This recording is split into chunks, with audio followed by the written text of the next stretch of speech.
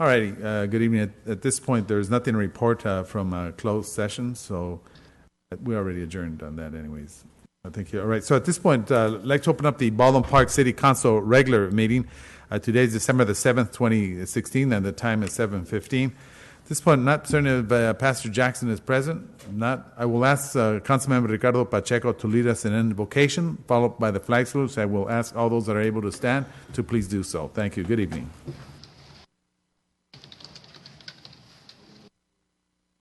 Heavenly Father, Heavenly Father, we're here today to hold our meeting to watch over us and bless those out there, our police officers, firefighters, the men and women that are fighting for us. Also for those that have passed away in the tragedy, fires, tragedy with that. Bless all those and heal. Thank you. At this point, we'll face the flag. Place your right hand over your heart. Ready, begin. I pledge allegiance to the flag of the United States of America and to the republic for which it stands, one nation, under God, indivisible, with liberty and justice for all. All righty. Want to say thank you very much for everyone that's here. I'd like to close on behalf of a long-term resident of the city of Baldwin Park, a member of the Women's Club, member of the Senior Citizens, and she attended the actual senior prom this past October, and that's Ms. St. Peter's, known as Tot St. Peter's. So our condolences goes out to her family. They were residents of Baldwin Park for over 60 years. So our deepest condolences goes out to the immediate family. Anyone else wishing to close? And then yes, Councilman Cruz. Susan Rubio. Welcome, everyone. Well, there's two things. Well, number one, besides Ms. Poppy, her husband's really struggling with cancer right now, as we all know. Her husband. Yes, she passed away, but her right. husband's been dealing with cancer for a very long time, so we want to also send him well wishes because he probably is in his last days. And that just goes to show how much we need to support anything that has to do with cancer awareness, and finding a cure. As we often do here, we promote anything that has to do with cancer awareness. Number two, today is this the anniversary, 75th anniversary of Pearl Harbor, so we need to acknowledge everyone that passed. And right.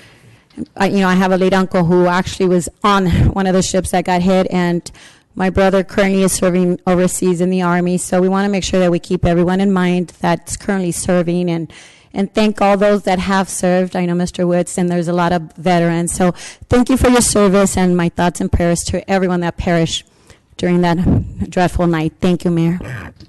Thank you very much. I appreciate that. Yes, Councilman Cruz Baca. Mayor, yes, I'd also like to, for a young man which is Eric Kawai. He was this business specialist at the Wells Fargo Bank here in Baldwin Park. I'm sure a lot of you either saw him or he came here to do presentations. Unfortunately, he died in a tragic accident on Veterans Day on his motorcycle on the 10 freeway. Wow. Yes, and so I just wanted to extend condolences to his family. I'm not sure if they're Baldwin Park residents or not, but I know he did work at the Wells Fargo for quite a while. Also, I want to congratulations again to Blanca Rubio. We forgot 2 weeks ago to congratulate her and to welcome her to the 48th District, of course, and she will be our voice in Sacramento, which is overwhelming and happiness in my heart for that.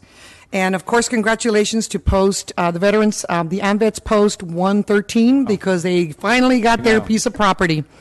And they celebrated that with the groundbreaking yesterday, which was very, very nice. And so congratulations to them. So that's, and also to my cousin Connie Castro, who passed away last week. Our condolences. Thank you. I want to, before I forget, also recognize Al Contreras, who ended up winning the Upper San Gabriel Valley. Of course, when I spoke to him, he said that he was on his way up to Puerto Vallarta, both he and Marie, because he knows I'm not going to win. And then, of course, wakes up Friday morning and finds out he's won. So I want to congratulate Al Contreras as well. All right. Yes, Councilmember, Vice Mayor Monica Garcia. Thank you. I also just wanted to give my condolences to the St. Peter family. And we were at the services yesterday, and I just want to mention that the mayor and our director, Manny Carrillo, were pallbearers. And that's what makes Baldwin Park so special, is we are such a small tight-knit community here.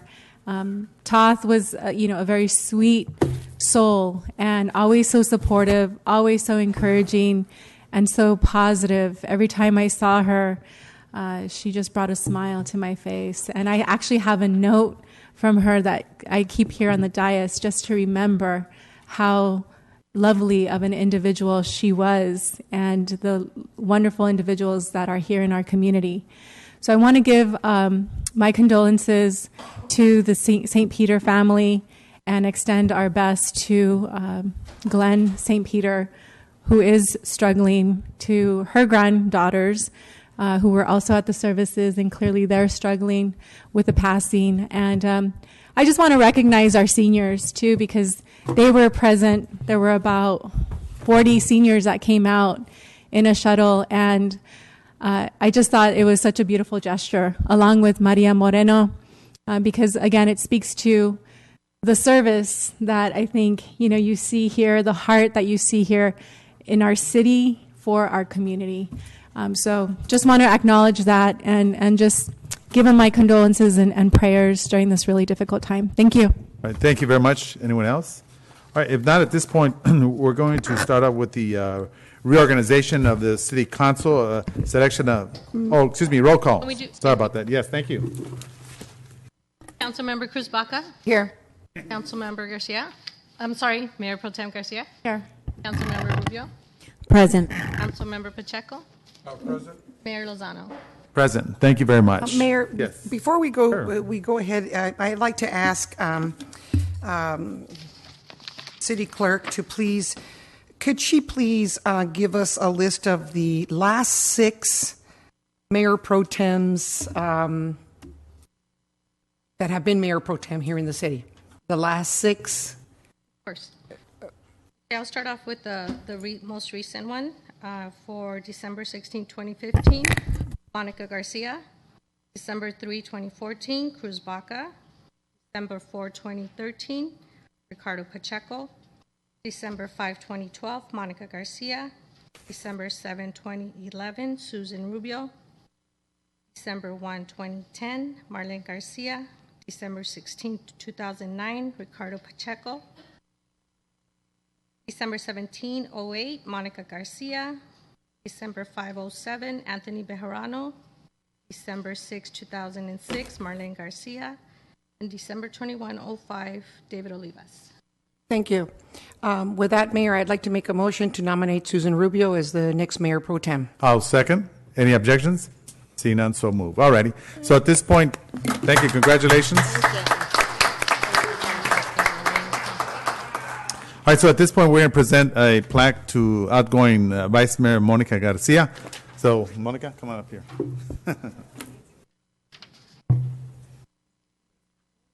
Congratulations, being at City Ballpark and the best time. Thank you. Okay. Guess what? Let's all get a picture. Yes. Speech? Yes. Yeah. Come on in. Come on, everyone. There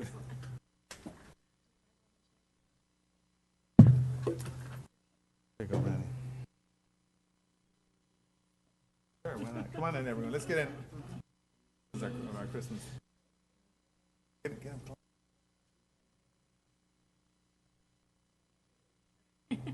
We have time, Mr. Mayor.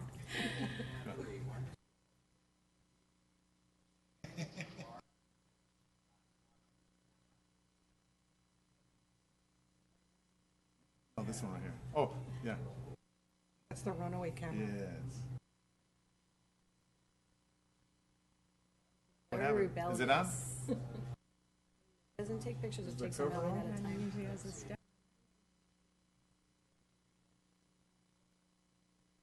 Okay. It's about like 13 of those. I know. All right. Okay. Thanks, Manny. All right. So the next presentation that we have is the city clerk opens the nominations. Oh, we did that one. Okay. All right. Okay. I guess that's the presentation that we have. Sorry about that. The city council of the city Council of the Los Angeles, California Chapters of American Planning Association Awards of Excellence 2016 or the city's health and sustainability general plan elements. So I believe that Amy Harbin, the Honorable Amy Harbin is going to do that. Thank you, Honorable Mayor and Council members. Just to give you a little bit of background, many years ago, the city embarked on a pursuit to provide opportunities to improve the health and sustainability of Baldwin Park. Through the past 15, 20 years, the city's completed several projects and adopted several documents and ordinances aimed at sustaining and improving the health of our community. These include, but are not limited to, our Safe Routes to School plan, Complete Streets, Tree City USA designation, Playful City USA designation, increased access to healthy foods, the use of alternative fuel vehicles in the city's fleet, and the installation of solar panels. Staff realized in 2013 that we had all these projects and everything floating out there, but we could benefit from an umbrella document as a general plan element to consolidate what we've done in the past, but also provide goals for the future. We applied for a grant from the State Department of Conservation, received it, hired a consultant, and eventually we adopted our health and sustainability element, general plan element in April of 2015. Because we were proud of the work we'd done on this element and the final product, we actually applied to both the local chapter of the American Playing Association, which covers the general Los Angeles County area, and then also the state award. So we were competing against other general plan elements that other cities had submitted throughout the jurisdiction, and I'm proud to say that we won both the local APA award and the state APA award, awesome. and Congratulations. wanted to present them to you tonight. Thank you very much. Well deserved. Thank you for your professionalism and your hard work. We get a picture up here? Yeah, come on up here. Amy, let's get our picture.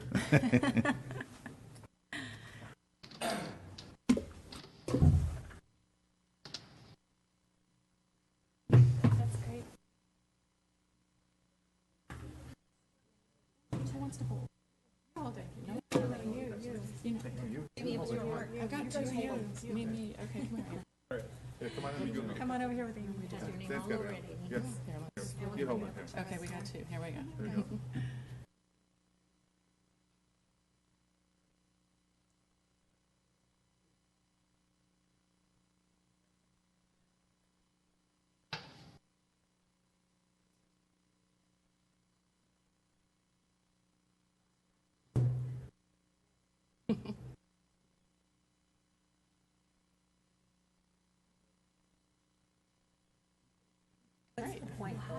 Because you get to choose exactly, and you get to choose. You know how you like to you, and show him, you'll see him, you'll pick the best one you want out of it. Yeah, because some people go like this, right? And then you start seeing, right. I'll have to show them to you. All right, thank you very much.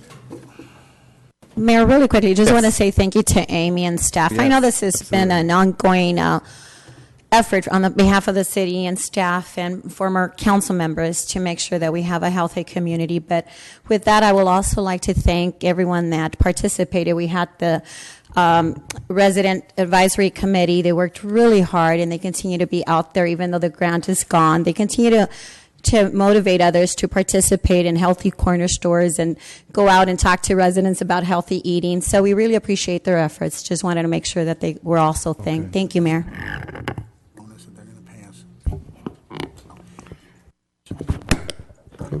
Also wanted to thank Amy and your staff for doing an outstanding job. I think you guys work a lot every year. You're planning, moving a lot of items through. I know it takes a lot of stress. I know you spend a lot of hours here doing your staff getting things done. So I want to thank you and congratulations on the awards that you got us for the city. Makes us very proud. Thank you.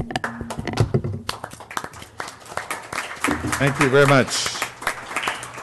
All righty. Okay, so at this point, I will go ahead and open up we don't have any further information. I'll open up the public communication. Anyone wishing to speak? You have approximately 3 minutes. Good evening.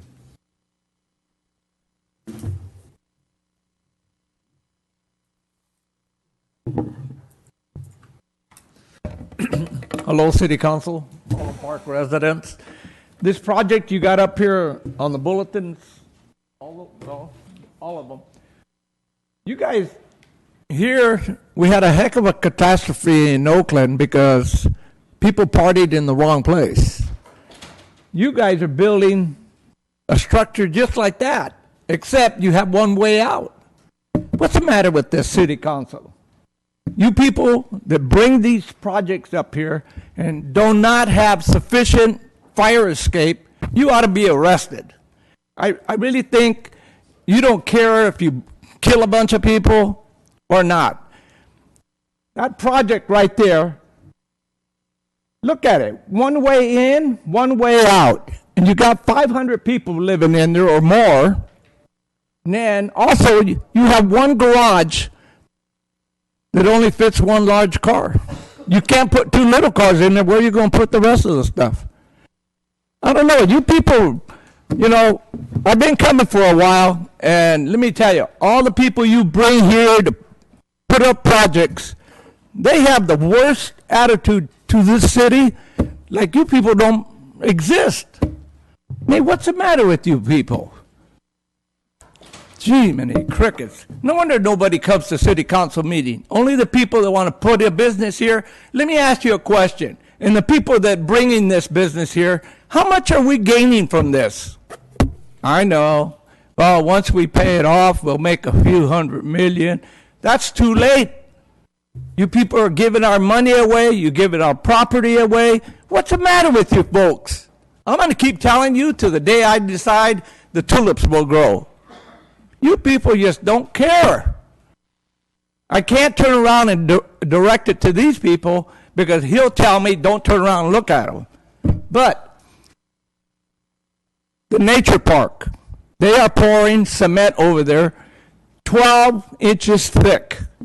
You guys expect a major earthquake to move that cement? Because if you are, I'm moving out of California. They don't have a dump tank. I addressed the lawyer upstairs. I'm going to go look tomorrow morning when I get up. And if they don't have a dump tank, I will call the EPA. Because they're right there in El Monte, and I don't have to make a long distance, but it doesn't matter. I'll call them. So tomorrow by 7 o'clock in the morning, they better have a dump tank for the cement. Because if they don't, I'll have the EPA close you guys down. The guy that's the director of that, he should be arrested. Because these people are dumping that cement. They have 3 dumps, 1, 2, 3, right against the fence. And I don't think any of you, oh my God. All right, thank you very much. Okay, move along with public communication.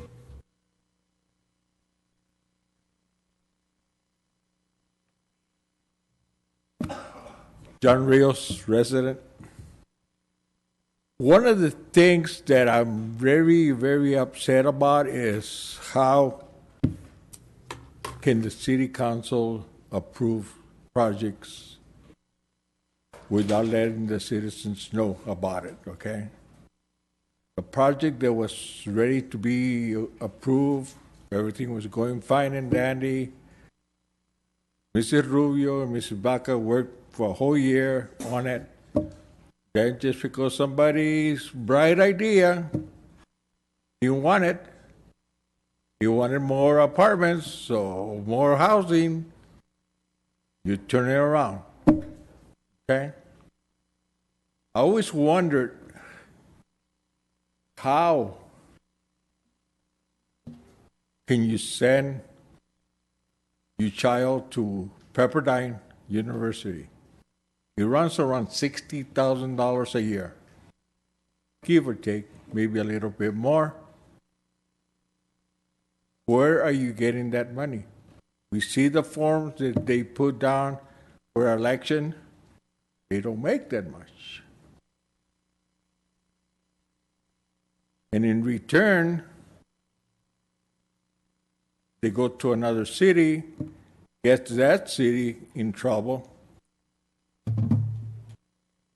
So why is the mayor approving all these little projects, you know? I would like, Susan, for you to give me that conflict that you had, that you wanted answers. I want them. If you could give me a copy of it, or I can put a request for it, you know, there's no problem. But to me, that's a conflict of interest. When a director for Public Works twice refused that other contractor. He wanted a better contractor, probably. Okay? Then the streets that you guys paved, you know. My son-in-law does that kind of work. He came over for the holidays. I took him around. He says, that's not visible. He says, there's no way they should have passed those streets. The way they did it and everything, then you could turn around and you have a party for the staffers right here. Oh, they did a beautiful job, you know, did this and that. What you guys don't understand is that we investigate. I told you since the beginning of the year, we're going to keep an eye on you guys. We still are. Okay? All right, thank you very much. All right, moving on with public communication. Good evening, Ms. Saavedra. My name is Bert Saavedra, and I've been a resident of Baldwin Park for 16 years. And I'm here to address the item you have, number 7. A complete study of the traffic flow is not inclusive of all the surrounding streets, some of which already are congested. Namely, traveling north on Pacific Avenue, a right turn to Big Dalton, crossing Jeremy, you come up to Central Avenue, which is the boundaries for a primary school, where a driver may turn right and travel to Puente or north to Central and east to Big Dalton. It's very confusing, but I'm sure people will find a way to get through this congested area, but it's not part of the study. All of which is residential area and surrounded by a primary school, already congested with the AM peak hour traffic situation of the residential streets. Another concern that I have is the proposed project on Pacific, individuals turning left out of that one-way entrance or exit entrance and will be T-boned, and I'm waiting for a T-bone accident on Pacific. Although it says 25 miles an hour, nobody goes 25 miles an hour down Pacific.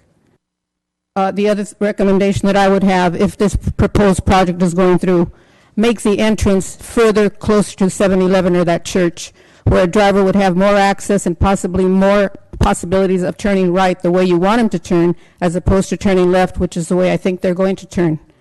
That concerns me because I even took the time to call the Highway Patrol to see, it's a major thoroughfare, what can we do? And they said it's out of their jurisdiction. It depends on the traffic considerations. If we send out notices within a 300-foot radius, of which I am inclusive, that's how I got a notice, why aren't we including the traffic study for the street that I live on and the street that the primary school sits on? Thank you. Just want to let you know, audience that are here for that specific project, that will be opening up again for a public hearing later on, so you're welcome to speak on it as well. And there are, and I'll talk about it more after. All right, thank you. Moving along with public communication.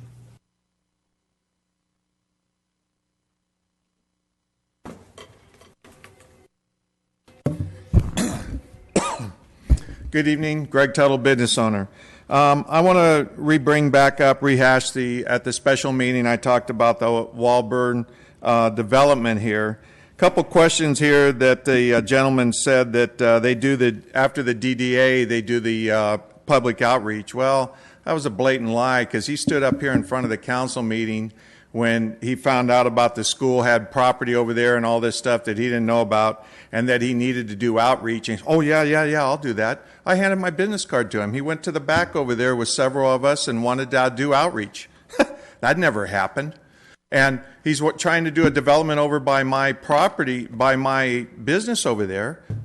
This is commercial area, and they're trying to put residential. We don't have any parking there. There'll be people trying to park on the street there. We have all the bus drivers parking there, and we have the people over there that park for the transit.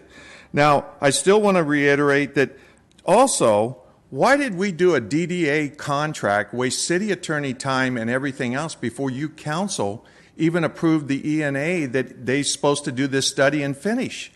Why was that even done? I can tell you why. Because it was already told to Manny Carrillo, push it through. It's already a done deal. We got our 3 votes, and that's how it's going to work. That's not how it should have worked. What should have happened is the ENA got finished, then he presented his plan for the final thing, and then you guys decide if you want to use it. But you wasted all this staff time for nothing. And he says it's not $1.2 million. says here in the contract, if the land exceeds $1 million, not 1.2. Now, we all know that's going to exceed that, but he's trying to get it for cheap, and then he's going to flip it. And he wouldn't have brought brandy wine in unless he would had somebody to do the development. They don't do developments. Look at their chart. The phone number up there that he has on his website, it's non-existent, disconnected. If they can't even keep a website up, they certainly can't do business right. Now, you guys can do that. Punch in Walburn development.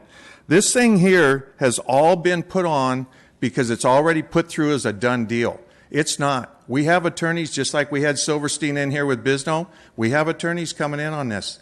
This is not a done deal. And it's going to get ugly, cost the city a lot of money and everybody else. And the only one that's going to win out is going to be the residents, that they're going to get what they want over there and not a bunch of crammed in housing like we got the Rome project.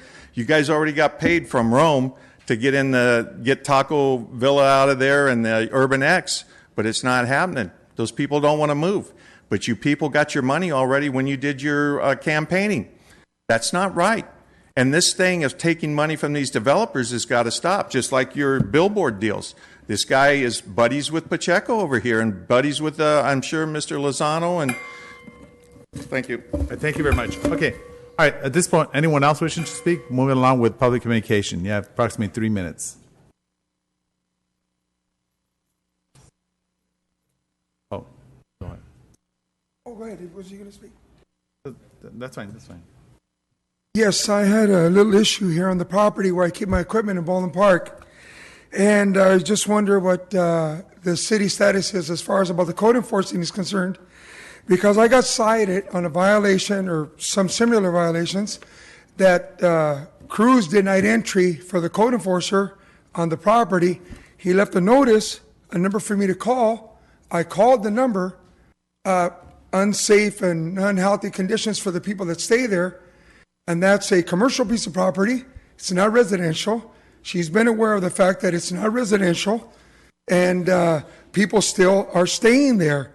The officer was there. He showed up. I let him in. He said, Cruz said he couldn't come on the property. I said, well, if there's a violation, I have no quarrel with you coming on the property. I opened the gate. He came on the property. He started looking around the property. There was termited wood, unsafe wiring. People are living there. They don't have a kitchen. They say they bring the food from outside and they eat it there. She knows all this. And all of a sudden, my sister comes on the property, Cruz, and she tells him, didn't we already talk about this? She takes him out to the street. They have their conversation in the street. 2 minutes later, he comes over to me and he says, I can't do anything about it. I says, what do you mean? I got a card from you earlier. It says for me to call you. I made the call to the code enforcing. He came on the property. He started citing different violations and unsafe conditions. And then she wrote a letter with her attorney that states that I'm moving asbestos material and lead paint, that I told her this. How would I tell her that I'm moving these hazardous materials? I have all my receipts from Waste Management, where I've been dumping everything I've taken off. I have documents. I'm not just hearsay. I have pictures, documents, records, attorney records, everything I moved off the property. I take it to Waste Management in State of Industry. I have all my receipts. They check your loads before you unload into the dump site. Nothing was ever found. Nothing is found. It's all hearsay. She said also that my lawyer, or I said, and that you, Mayor, told me that I could just go on their property and do. That conversation never took place. Manny never told me that I could do whatever I want with the property, or my attorney. She knows these things. What I'm asking is she encroaching in the code enforcement, or maybe the tickets that the code enforcement gave before? If you're on the city council, can you just say, leave that property alone to the code enforcement because that's excluded, that's isolated, that's mine, and I can do whatever I want with it? And she's not afraid. She always, like the other meeting we had, she called the police. But evidently, she comes on the property. Alrighty. Okay. Thank you. Sorry about that. And all right. Anyone else wishing to speak? If not, I will now declare the public. Oh, go ahead. Go ahead. Go ahead. One quick clarification. Will the for the Walburn project, or is that only a report of officers? No, you know what, you made a public hearing Yeah, for the water, I don't is believe. now my only time No, to you know what, address no, the- we don't have, actually, it's not listed, it will come back at a later time. So possibly the following, for the Woburn. So to But a speak- he's talking about public hearing. Yeah, there's no hearing. Yeah, Speak on that item there's now would no, there's be- no public hearing for that. So if you want to talk about it now, you're welcome to. Okay, wonderful. I will All talk right, so about just it now. start the clock. I don't want to be unfair. Yeah, there you go. Excellent. Thank you very much. Good evening, Honorable Mayor, members of the City Council. I'm Rick Rodriguez. I'm a land use attorney with the law firm Shepherd Mullen. I'm here on behalf of our client who owns property adjacent to the proposed development right across the street here on Main Avenue. Client has some serious concerns about the potential impacts the project may have on his business and his property value. So I am here today to respectfully request that this council not approve the DDA at this time and go back and think through this more thoroughly. Among our many concerns, one is the process on which how we got here today.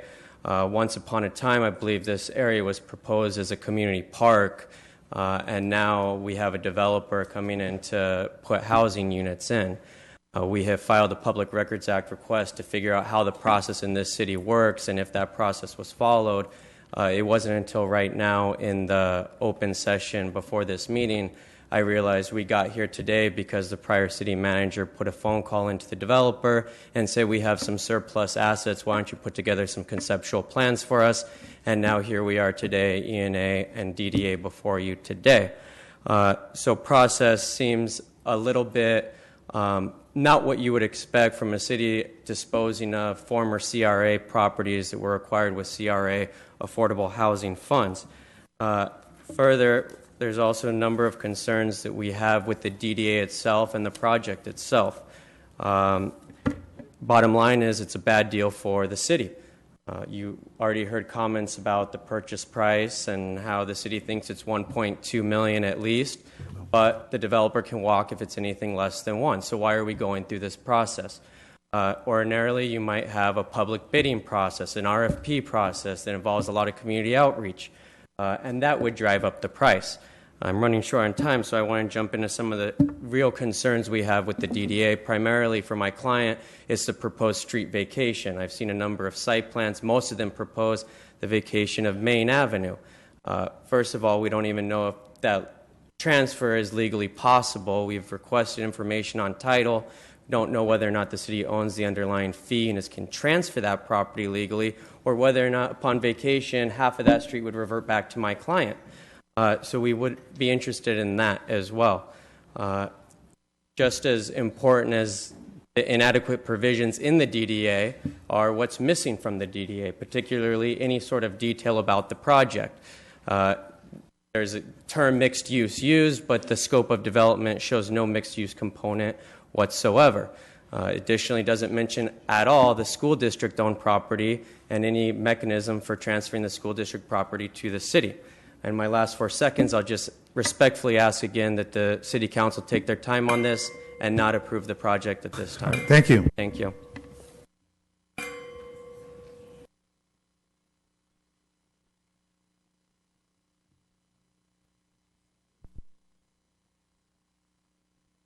Good evening. Yes. Jesse, resident of Baldwin Park. I just wanted to come here and thank my officials that took time to go and pay their condolence to my wife.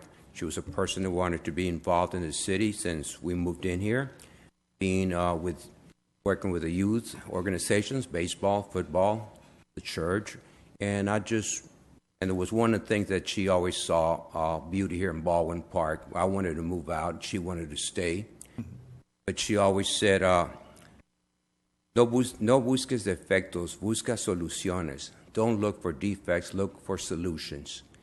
And I just want to thank the officials that paid the respect. Thank you. Thank you very much. Our condolences.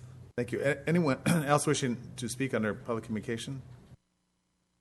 Good evening. All right, seeing no further interest, and I'll declare the public communication closed. Mayor. Yes, Councilman Cruz Baca. I just want to clarify for everybody that was my brother Tony Baca that got up to speak, Mayor. Yes. For those of you that don't recognize him, my sister's here as well, and my sister-in-law. I do want to say, Mayor, that the attorney, Mr. Tafoya, is very aware of the fact I did receive a 2-page letter from code enforcement about the violations. We are in probate. I am not at liberty to discuss what the court hearings are because the next court hearing will be December the 28th for some documents that were asked to be produced, and then in January again. So again, like I did not ask for any special preference. I wanted to be treated like any other resident. They did send me almost a 2-page letter of the violations. At this time, we do not know whose property, who's going to get what property, because like I said, we are in probate, and that has not been resolved yet. I did ask for an extension. If he would like a copy of the letter, I did send it to my attorney, and my attorney sent it on to Mr. Hoffman, which is his attorney. So that is what's going on right now. And like I said, I'm not at liberty to discuss anything else about the case because we are in litigation. Thank you. All right. Okay, thank you very much. Anyone else wishing to share anything else? If not, at this point, we're going to go ahead and go into the consent calendars, where we have items, actually it's a short one, items 1 through 5. Mayor, Yes, before we do that, Vice- again, I want to acknowledge Mr. Plata for being here, and to let you know that we closed on behalf of your wife several meetings ago, and our condolences once again to you and to the family. All right, but real quick, I just want to make sure that with reference to Councilman Cruz Baca, that the City Council also be kept abreast on the information that gets sent out via the code enforcement, just so that everyone's transparent. I think that I gave if you would like a copy of the letter, it is public record with code enforcement. So instead of me having to send it out to everyone, I would appreciate it if you could get it from code enforcement. It is a 2-page letter. I'm sure that Carlos or Officer Kuberry can give you a copy of that letter. All right. Yes. All right, then that's fine. I'm just saying for the general public, but thank you for clarifying that. I don't know how my personal business has to do with the general public. Well, you're an elected official. You're a That's public correct, official. but that's not on the agenda, so I don't understand why my personal business has to do with the public. Well, mine's always on the table. Well, I'm not saying anything about your I'm not going to personal argue. business, Mayor. I'm not going to argue. I understand. Let's move to the consent calendar at this point. All right. So at this point, we have the consent calendars, the warrants, and demands. So we have actually 5. Anyone wishing to pull any item? If not, I will move for approval of consent calendars. Any objections? I would like to pull 10 once You if wanna it go- gets to the report of officers. You want to report? You want to? Number 10. Number 10? No. No, There's that's only not 5. That's Okay, all. I'm sorry. Yes, Okay, you're right. that's fine. Okay, there's a motion by Councilor Ricardo Pacheco. Are there any objections? No. See none, so move. At this point, we're going to go in the public hearing, which is item number 6. Conduct a public hearing to consider a request for consideration of proposed amendment to section 153.170 sign regulation of the city municipal code and the proposed development agreement to allow 6 new advertising structures and extension of an existing static space structure location 12760 Ramona Boulevard, 13234 Fairgrove Street, and 13400 Garvey Avenue, 14145 Garvey Avenue, 14237 Garvey Avenue, and 14230 Dalewood Street. And also the applicant, Mark Cutler, representing Bulletin Displays LLC, case number AZC 179 and DA 115-010, and the Honorable and the Distinguished Amy Harbin. Thank you, Thank you. Honorable Mayor, council members, members of the audience. As the mayor stated, the request before you is actually threefold. The request for approval of an initial study and mitigated negative declaration of environmental impact, an amendment to the city's zoning code relating to billboards, and a development agreement between the city and Bulletin Displays to allow 6 new billboard structures along the I-10 and I-605 freeway, and then 1 extension of the I-605 existing billboard. However, first thing what I wanted to do is I kind of wanted to show you, give you an idea, of where existing billboards are right now. First of all, we have existing billboards up along Arrow Highway, down the 605, and then along the 10 west of Baldwin Park Boulevard. Mark Cudler with Bulletin Displays is proposing to renew the agreement for his existing billboard at Ramona and the I-605 freeway, and then place 6 new billboard structures, 3 along the north side of the I-10 and 1 along the south of I-10. And they will be a combination of 3 structures will have static faces and 3 structures will have digital faces, each structure having 2 faces. So these are the various locations. This is the mobile station at the corner of Ramona and the 605 freeway where there's an existing 3-sided billboard. We also have vacant property at the corner of Bess and Garvey at the Royal Night Motel on Garvey, 14145 Garvey, the Fitness 19 parking area adjacent to the 10 freeway, RCG Trucking, which is along the south side of the 10, and then a vacant lot, which is a couple lots over from the city yard on Garvey Avenue.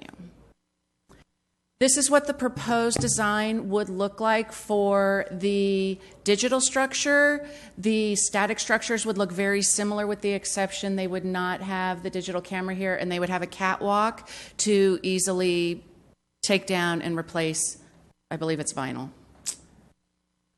The code amendment is going to include new provisions that allow both digital and static face billboards. Currently, it doesn't do that.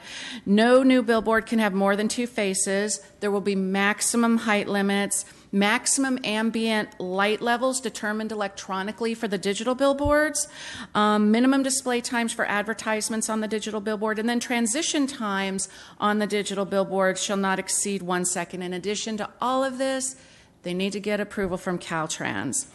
Also included in the development agreement is language which sets the term of the agreement, which is 30 years, which would be expiring in December of 2046. There would be annual mitigation fees to be paid, and Mark Cudler is going to go into that a little bit more. But then also the city gets public service announcements to use like we do on the existing billboards. These will be allowed on the digital billboards as well. So at this time, staff is recommending the City Council open the public hearing and following the public hearing, adopt Resolution PC 2016-160 entitled, A Resolution of the City Council of the City of Baldwin Park approving and adopting the mitigated declaration of environmental impact for an amendment to the city's municipal code relating to development standards for billboard uses and a development agreement for the construction of 6 new billboards and the extension of 1 existing static billboard at various locations along the I-10 and 605 freeway. The applicant is Mark Cudler with Bulletin Displays. The case numbers are AZC 179 and DA 1501. Number 2, introduced for first reading by title only and waive further reading ordinance 1394, entitled An Ordinance of the City Council of the City of Baldwin Park amending section 153.170.105 to the city's Baldwin Park Municipal Code relating to billboards. And 3, introduced for first reading by title only and waive further reading ordinance 1395, entitled An Ordinance of the City Council of the City of Baldwin Park authorizing the City of Baldwin Park to enter into a development agreement with Bulletin Displays, LLC, for the approval of 6 digital billboard sign faces on 3 new structures and 6 static face billboard faces on 3 new structures and 1 existing 3-sided static face billboard structures at real property generally located along the I-605 and I-10 freeways within the City of Baldwin Park. And this concludes my presentation. I have a question, Amy, real fast, or 2 questions actually. It's kind of a 2-part, but it. How far apart are? I remember that there. I think Mr. Cudler already had told us, but how far apart are the billboards going to be? That is actually regulated by the state, and you can kind of see down here, I know it's kind of small, the distance between them all. Okay. But that's strictly regulated by the state. Okay, and second, will all the billboards have the Baldwin Park logo sign, or is it just the one that you showed us with the what was that? It's not the static, it's the other one. The digital one. Yeah. My understanding, and Mark can talk more to this, he's shaking his head yes, that it would have the City of Baldwin Park logo. They all going to have, okay. Thank you. All right. Thank you very much. At this point, I'm going to go Amy, ahead. No, go ahead. I have a question. Go ahead. So this here is 48 feet in width. Is that 48 by, oh gosh, I can't remember. Yeah, 14 by 48. Thank you. okay? So, and the height, the maximum height is The maximum height is 65 feet from the freeway grade.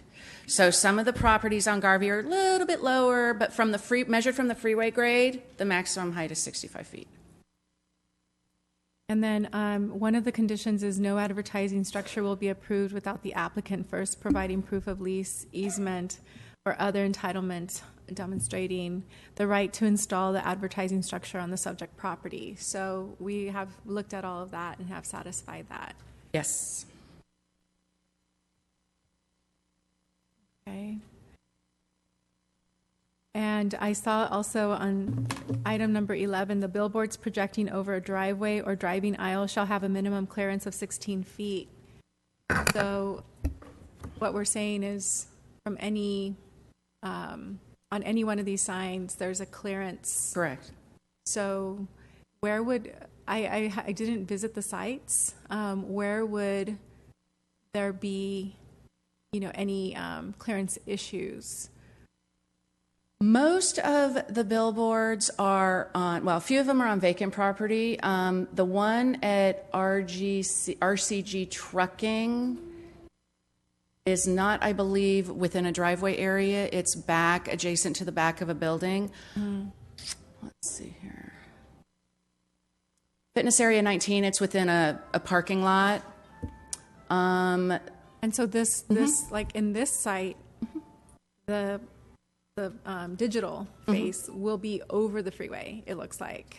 It won't be over the freeway. They can't encroach over the freeway at all. It runs right up to the property line of the property adjacent to the freeway or the Then street. how does it compare, like the 48 feet width by 14, how does that face compare to some of the existing signs? That's the standard dimensions for billboards.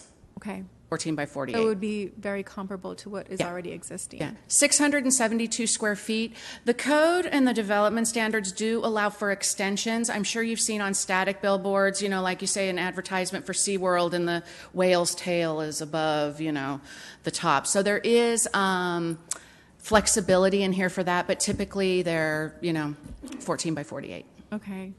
And then item number 12 talks about billboards projecting over a pedestrian walkway, but it doesn't seem like that's actually happening. It was more of a condition. Right. Okay.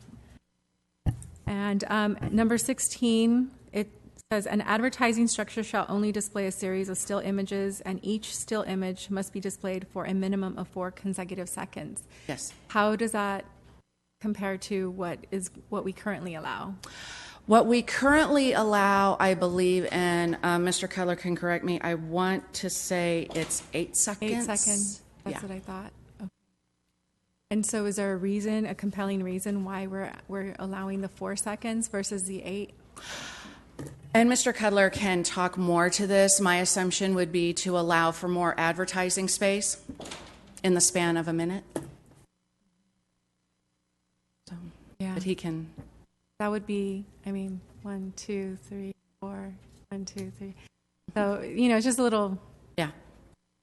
So, the other question that I had was, I know that there's like $1 million as like a signing bonus, if you will. Mm-hmm. What's the exact number? And then this will generate $10 million over 30 years. What does the annual payment look like?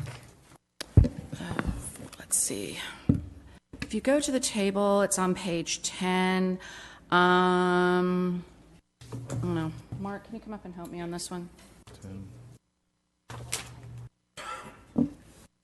If you look at Exhibit C, it's 9.1 million. There's in the staff report, and it's my fault for not, we caught one error, but we didn't catch this other one. It's 9.1 million. When you look at this chart, Exhibit C, what you do is you add up all of these here, and it's 7.8 million, the signs. And then the staff came back and wanted to negotiate a little more, and we're calling that a bonus. Mm-hmm. That's another million. You add it up over here, and it's 9.1 million. In the staff report, they counted the 1.2 twice. My mistake. Okay. So how much is the annual fee? How much do we generate annually? If you look at Exhibit C, look at the red column. The first year there's $500,000. The second year there's $219 million. It's about $250,000. Okay. That grows to almost $400,000 a year. Grows. And then what sites of the 6 locations will have a retaining wall or no retaining wall? Retaining wall. Oh. They all have a retaining wall. And first of all, you asked about the height clearance. It's 51 feet from these sites. That was a minimum standard of 16. Where these aren't low, they're going to be because, and the reason the code is going from 45 to 65, it only says if you're in front of a retaining wall, one of those 20-foot walls. And that's why we need just the extra 20 feet. From the freeway, we're all going to look uniform because the existing signs are about 65 feet. And that's what I wanted to understand because I don't see, there's not a rendering so that we can see what it would actually look like along the freeway, like even projecting forward. So I think I was looking for the aesthetics, like the consistency, and that would be nice to look at. I have a question. Yes, go ahead. Oh, I'm sorry. Go ahead. Councilman Cruz back there. I just wanted to thank Mark because a lot of these questions, and I appreciate that Councilmember Garcia is, but Mark, you've made a lot of presentations to us in the last probably 2 years, which I think I remember most of the information by heart. So I just want to thank you very much because you have been very thorough in making the presentations, either in special meetings or when you first came to the project, or reaching out to us as well to show us where the sites were going to be and walking through all of that, which I did with you several times. So I just want to thank you very much because you have been very thorough with us. Thank you. Thank you, and I'd like to comment staff has worked very hard, almost 3 years, 2.5 years, and all of you have visited the sites. On one of the comments on why the 4 seconds, the state law says you can do 4 seconds. The industry standard is 8, but what I'm trying to do is for smaller businesses that can't do it, or some clients like to burmishade, they like to do a teaser ad and that, but the state minimum, so we're bringing it in conformance with state minimum, but the actual industry standard is to have only 8 ads, 8 seconds each ad. We're just trying to get a little more flexibility in line with state law. I'm still not convinced that we need to go away from industry standard on that because otherwise it becomes very flashy. I don't think it's that big of a point. It was something that I was trying to bring more in line with state law that has deemed that is appropriate. So when you say that it's not that big of a deal, then you would be willing to agree to the 8 seconds? I think so, but we also have to realize that for companies that are smaller, that might be of assistance to them because they can pay less. And so I'm trying to also be serious about helping local businesses in that regard. So it's a give and take. You can make that call. I'll go with what you guys call. I have a question, Yes, if I may. Councilmember. Yes. Okay. Well, first of all, yeah, thank you, because I know we've had so many presentations, so most of my questions were answered. But just there were some concerns in terms of light and impacting other homes, and I'm always mindful of who we're impacting. But I know there's a science to the way the billboards face, so they don't face downwards to anyone's home or businesses. So can you just sort of clarify on that? Just, I know you explained it, but I want to make sure there were several residents that had concerns, and I wanted to make sure they knew that that's not going to impact them. Sometimes businesses have a conflict with residents. In this issue of light, we're in the same situation. We really want the boards to have no light and glare coming off them. Because if you remember the old Coliseum sign on the 110, it was so bright with lights you'd look away. Or the Fairplex sign that has old technology in it. If you look at some of the more modern digitals, you can't see glare coming off. You just see copy. And sometimes you can look at a static or a digital and you can't tell which one until it changes. That's where the technology is going. Mm-hmm. There's a requirement now in the state. It's an industry standard, and all the cities are adopting it, and it's in here, that we can't be over 0.3 candelas above ambient light. That's less than a street light.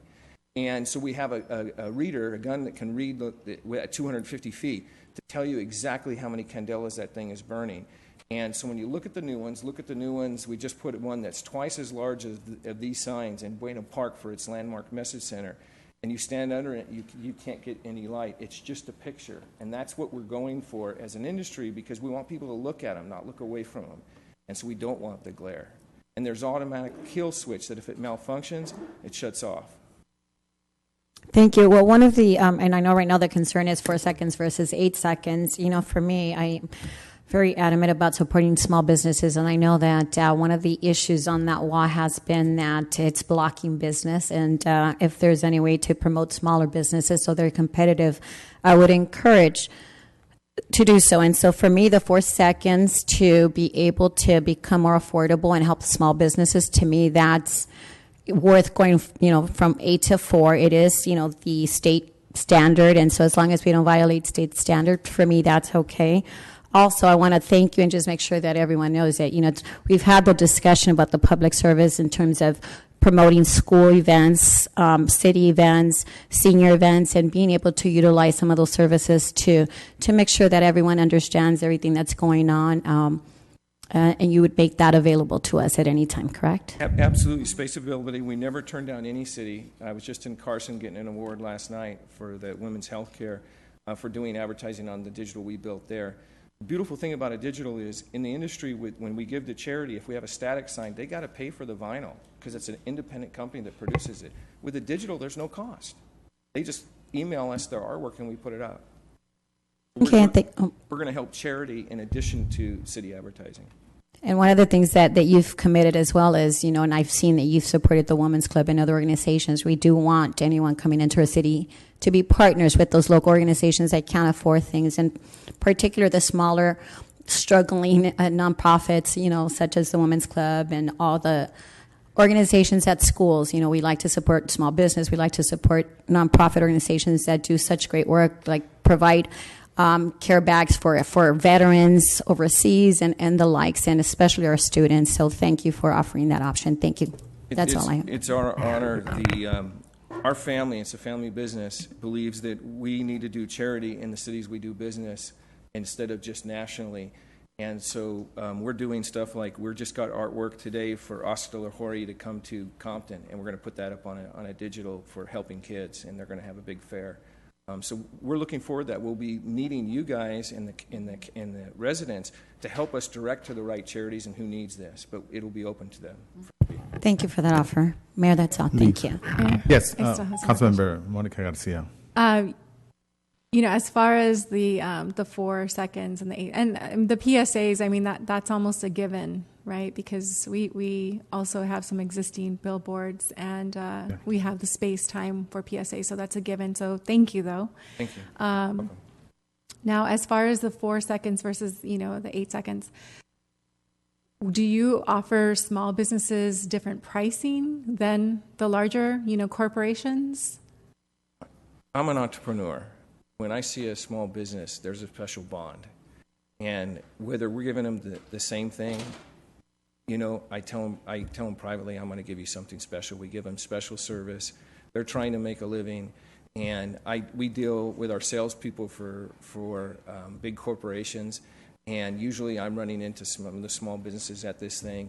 And we even a lot of times let them test it, see if they can make some money. So there's a special relationship that we have with anybody that's trying to start a small business, and we do give them. I don't know if my big corporations want to hear that, but we do.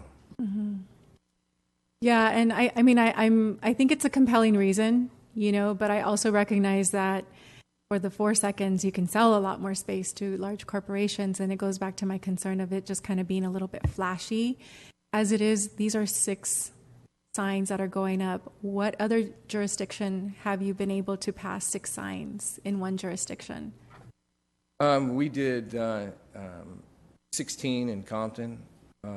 We did 6 in one city, 4 in another. We do multiple signs. Some cities will take one, and some cities, want others.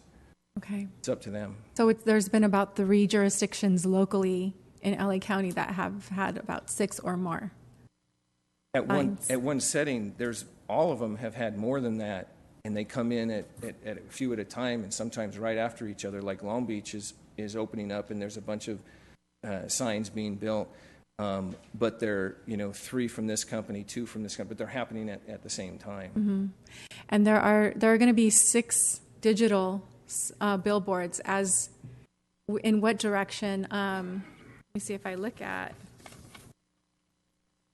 they're pretty spaced out because a digital has to, by state law, be over 1,000 feet from another digital. So some of these cannot be digital because of the spacing rules. And these are all exceeding those spacing rules. But there'll be up to 3 that will be digital and 3 that will be static. Now, we're talking about structures. They have 2 faces. So Right. I don't know whether you want to talk faces or structures, but 3 digitals signs means there's 2 faces on each one. Right, okay. And so let's say I'm traveling down the 10 freeway heading westbound. How many digital faces am I going to experience in that, basically from Pacific to the 605 freeway? 3. Okay, so 3 digital and then 3 static. Yes. Yeah. Okay. Yes. The reason why I ask is because if it's 4 seconds, that's a lot of, image. The reality is the big clients are not going to request it. When they buy volume, and I'm the tail, I don't wag the dog. And they're going to be buying what they always buy, which is 8 seconds. It was really an effort to try to be able to bring to a smaller business the price by cutting it in half. We call it halftime. And but the big ones, they're going to buy the 8 seconds because they're buying across the nation, and they don't like to buy special one-offs. Okay, so you think that they'll stick with the 8 seconds then? Because we're offering it in most cities now, and they're all doing 8 seconds. I have probably 99% 8 seconds. Okay. I mean, it doesn't sound like a big deal, but I just don't want people to feel like they're going, through Vegas as they're coming through our city. So, that said, I think you've answered my questions. Thank you. All right. Okay. Any other questions? If not, I will open up the public hearing. I will entertain those that are opposing the proposed billboards, and the conversation has to be focused on this particular subject. Hello, City Council, residents of Baldwin Park. This is a pretty congested area. You guys are going to put up all these signs. Hey, put it back. Somebody move it. I think you may have accidentally, or who's doing that? Oh, So anyhow, thank you. this area is pretty congested, and let me ask one question. On the 10 freeway, the 605 interchange there, it's pretty congested. I live over that area, and let me tell you, between 3 o'clock to about 8 o'clock, there's tons of cars there. Here somebody's going to be trying to read one of those signs, then the other one will flash up. Oh, I want to read that one. Then pretty soon, boom. My question is, who's going to be, I understand that the person driving the car is responsible, but here we're putting all these signs up there distracting the drivers, and Caltrans is going to say, you put them up, we said they're okay, but somewhere along the line, I hope we never get sued because somebody gets in an accident in that area. You're going to have 1, 2, 3 of them together almost, and then you have 2 little further down. I think you have too darn many. I think you should eliminate maybe 1 or 2 of those in the first group, and have a couple or maybe 3 in the whole area there in Baldwin Park, and that should be sufficient. You have too many. You're going to have problems. You watch and see. And I hope City of Baldwin Park makes money on that deal. Thank you. All right. Thank you very much. All right. Move on. Anyone else wishing to speak? And this is to oppose the proposed project. I'm just opposed to the congestion, as he was saying. After you come under the 605, if you're eastbound, right before you get to Baldwin Park Boulevard overpass, and we're coming into like the Sierra Center, and we have our Target and Food for Less and everything else that's over there.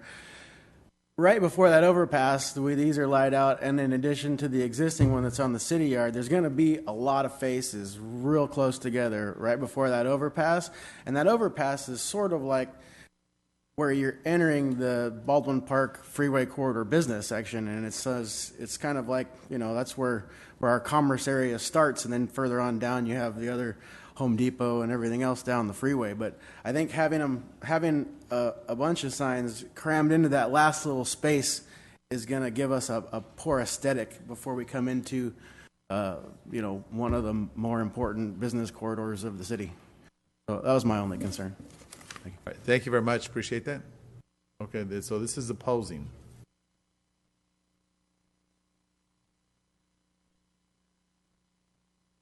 Michael Toohey, I'm the property owner at 3005 Big Dalton. It's a combination of both. One about noticing the location across the street from my property, which I do have a billboard lease with an owner that owns chits, which is actually legally allowed to place billboards. So the council understands you need 2 chits for every board you put up, every face. So you need 24 chits for what's proposed. The 2 largest billboard companies in the United States don't own 24 chits, so at least here in California. So I want to make sure that's clear, that stuff's being proposed that cannot be done. The property across the street from me, which has a different address on the building, the notice that was given to us is for Don's Place, which used to be a bar across the street 15 years ago. And that's the address that's in the notice, and I need to make sure I raise that question now. I do believe it's a CEQA issue. Otherwise, I just want to make sure other people that are proposing billboards are actually proposing billboards that can actually carry forward and do the project until those 24 chits are found by Mr. Cutler, or if he's just doing the proposal then selling them to all the other billboard companies. There is questions here, but those are my questions. I do have concerns over the noticing legally, whether the proper legal notice was given across the street. Don's Bar is not there, Don's Place, if you guys remember that. I own what used to be the Vagabond Trailer Park many years ago. I did not own the property then, but I have a concern then. And we do have competing billboard proposals coming forward with owners that do have chits and can move forward sooner than anyone else can. Thank you very much. Thank you. Thank you very much, Mike Tui. All right, move on with the public hearing, and this is to oppose the billboards. Seems like a good idea to bring in business, and this would bring some revenue. But the question that I have is 30 years. We don't know what 30 years from now is going to be like with those billboards there. If we want them that long, things change, the city can change, other things can come into here, by coming in here, businesses. 30 years seems like a long time to be committed to a project like this. I don't know if there's going to be something that if they're not serving the city, if they're not serving the residents, if there's a way to get out of it. By getting out of it, to terminate. All right, thank you very much. Okay, all right. All right, thank you. Anyone else wishing to speak? Opposing? Anyone in favor?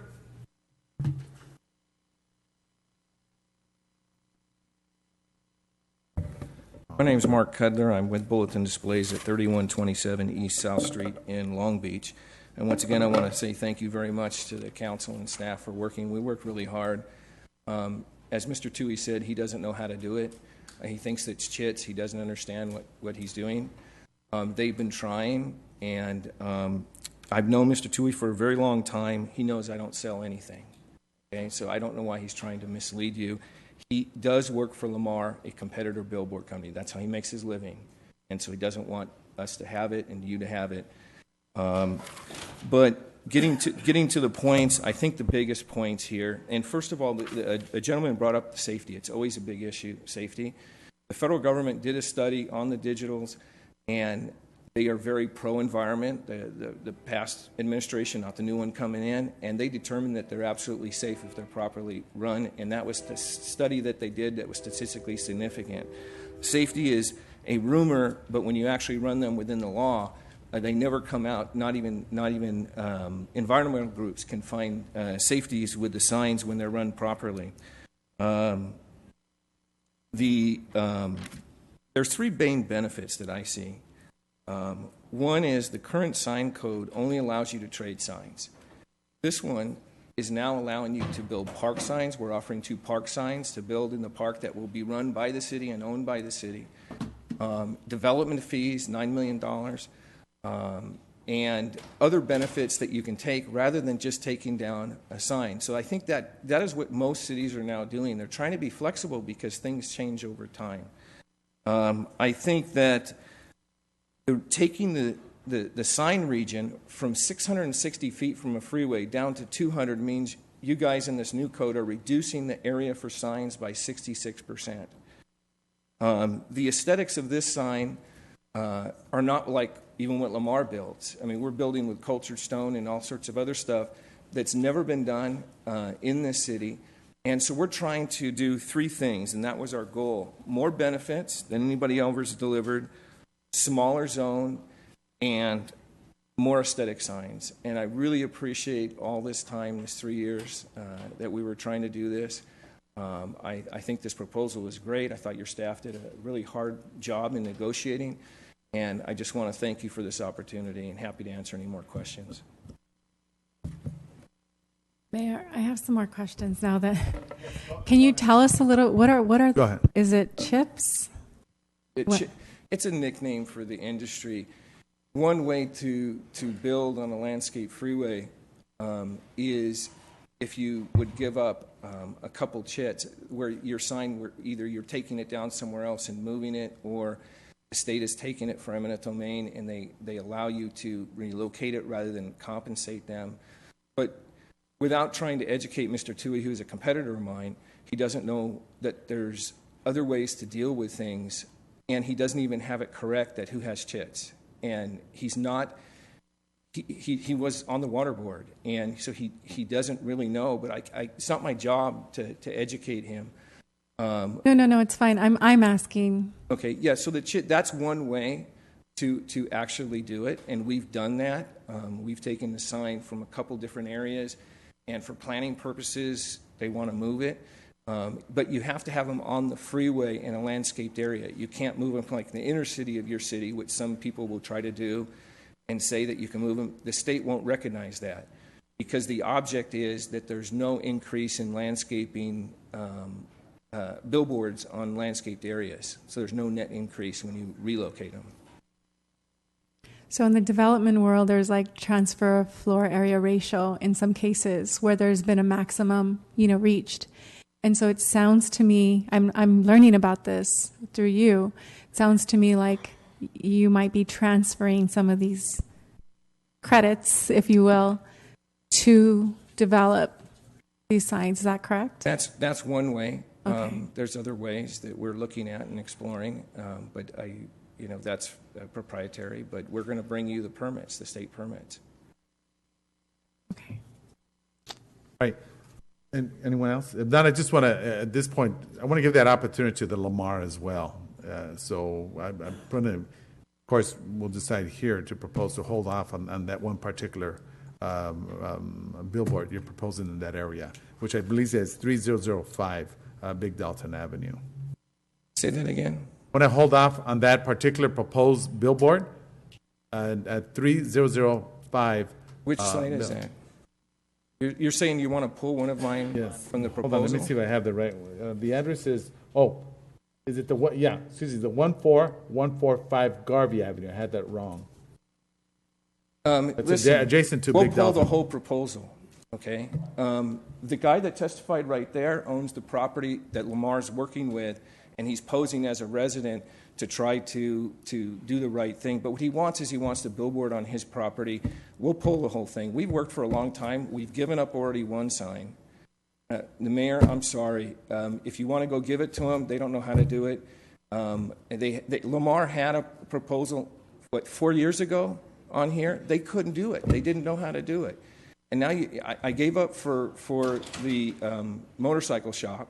You said it was important to you in the community. I did it, and I sacrificed less. And that you said that was a one-time thing. And so I'm, just approve the proposal or don't approve the proposal. It's okay with us. I'm just proposing just one. No, we're not interested. Lamar has other things. We're doing an economic analysis for the city on what the impacts are of, especially the wall and everything. And we've had discussions with other staff and council members that have asked, and we're not opposing Lamar getting any other area in anything. What they want to do is take mine. And the guy that Tui works for said he's not going to walk into a hearing, just like I'm not going to walk in a hearing after 3 years and try to take a sign. He's trying to take our work.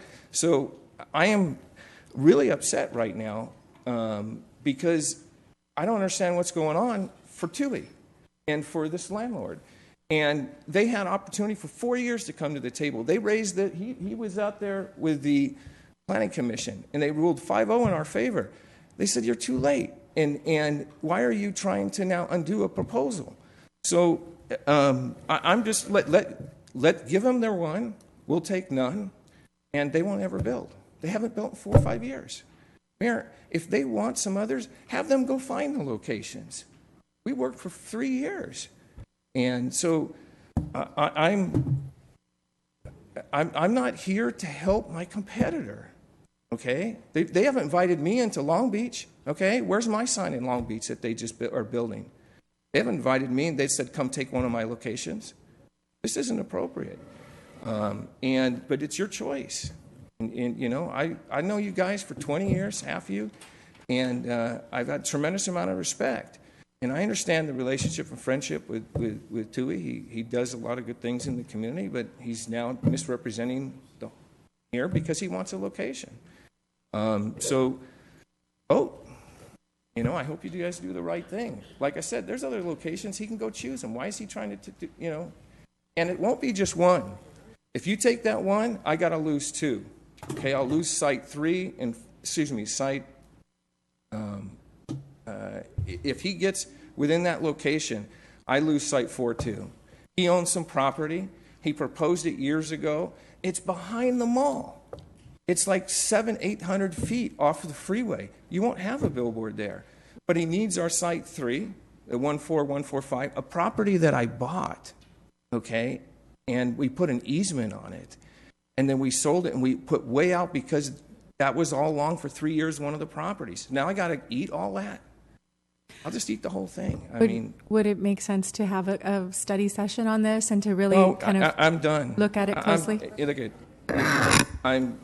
I'm not here for Lamar, and I'm not here to buy it. We bought 2 pieces of property in your city trying to help you guys and make bigger offers, and let him go build 800 feet off the freeway, but it'll also kill site 4. So for one sign, you're going to give up a digital and a static, and he's not going to make much money because he's 800,000 or 1,000 feet off the freeway. If you delete that one, how much money do we anticipate? Do we have that, Amy? What's the anticipated amount? I won't sign Hold the on, deal. Mark. Hold on. Let me finish. Do we have that number? Share that number publicly, please.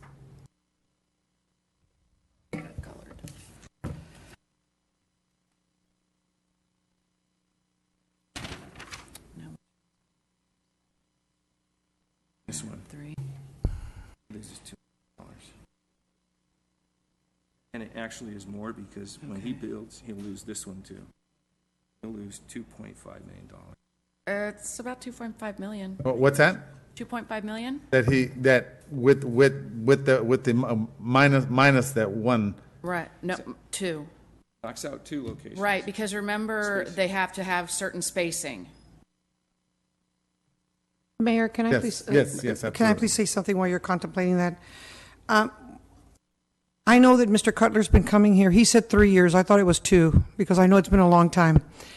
Why is Mr. Tui, and this is nothing personal, it's just an observation. Why is Mr. Tui, on behalf of Lamar or whomever it is, why is he barely coming here when we're about to make the decision, when Mr. Cutler has been very open with what he was doing with every site? Like I said, he says it's been 3 years. I thought it was 2. But he's been very open with his discussions and his presentations. We've had many presentations from him. He's been here to council meetings, I don't know how many times. And just today, when we're about to make the decision, we hear about this other change. And I think that there's something wrong with this picture, that it's the 12th hour and it's coming up, when this should have happened a long time ago, when Mr. Cutler was first putting the figures together. And I did meet with Mr. Tui and the people from Lamar almost 3 years ago. And they did present to me that particular site, which is on Dalton or Garvey, whatever street that is. And I hadn't even met with Mr. Cutler yet. So they had a chance to come forward and to tell us their reservations. It's very unfortunate that I feel that it's being done at the last minute. Mayor, I'd like to. I do recall when Lamar presented a proposal to us, and initially the first proposal was okay for me. The second proposal, there were too many, and I'm getting a feel, and I would love to be able to see elevations to see what this would look like, because I'm feeling like there's a lot of billboards here. So if we look at my decision with Lamar, my decision, or where I'm leaning, I just feel like there are a lot of billboards, and it is good revenue, but again, it's over 30 years. I mean, $250,000 for, what we're going to bring to our community. I'm not sure that I see the real value here. But my logic has been consistent. Can I just clarify? 250,000 for 30 years. Can you clarify the overall how the deal is going to be made, just for our purpose? Thank you. The overall is, and 30-year contracts are normal by cities in what we do. It's over 9.1 million. It's in Exhibit C, and it ranges because there's increases over time. And so the first year there's a bump, there's $500,000, and then it goes to about $250,000, and then grows to $400,000 as the escalation grows. And when you add all that up, it's about $9.1 million for all the signs. But for that one sign, Mayor, look at, I'm not supposed to help a competitor, but there's other locations, but if they take that one, because of spacing, I lose site 3 and 4. And the city takes 2.5 out of that proposal. But I don't understand why don't they just go get another one? Why are they trying to do what we're trying to do? Because they know that they're trying to follow us. We were told by Montgomery, who works with us, that they're just trying to follow us. And I'm not there for them. I'm not going to stop them. I've talked with his boss and said, look, I'm not here to stop you at your proposals when they were doing Placentia. I didn't walk down there and try to say, give me one. I think this is inappropriate by them, and I understand you're trying to balance everything. But they have other locations that they can look at.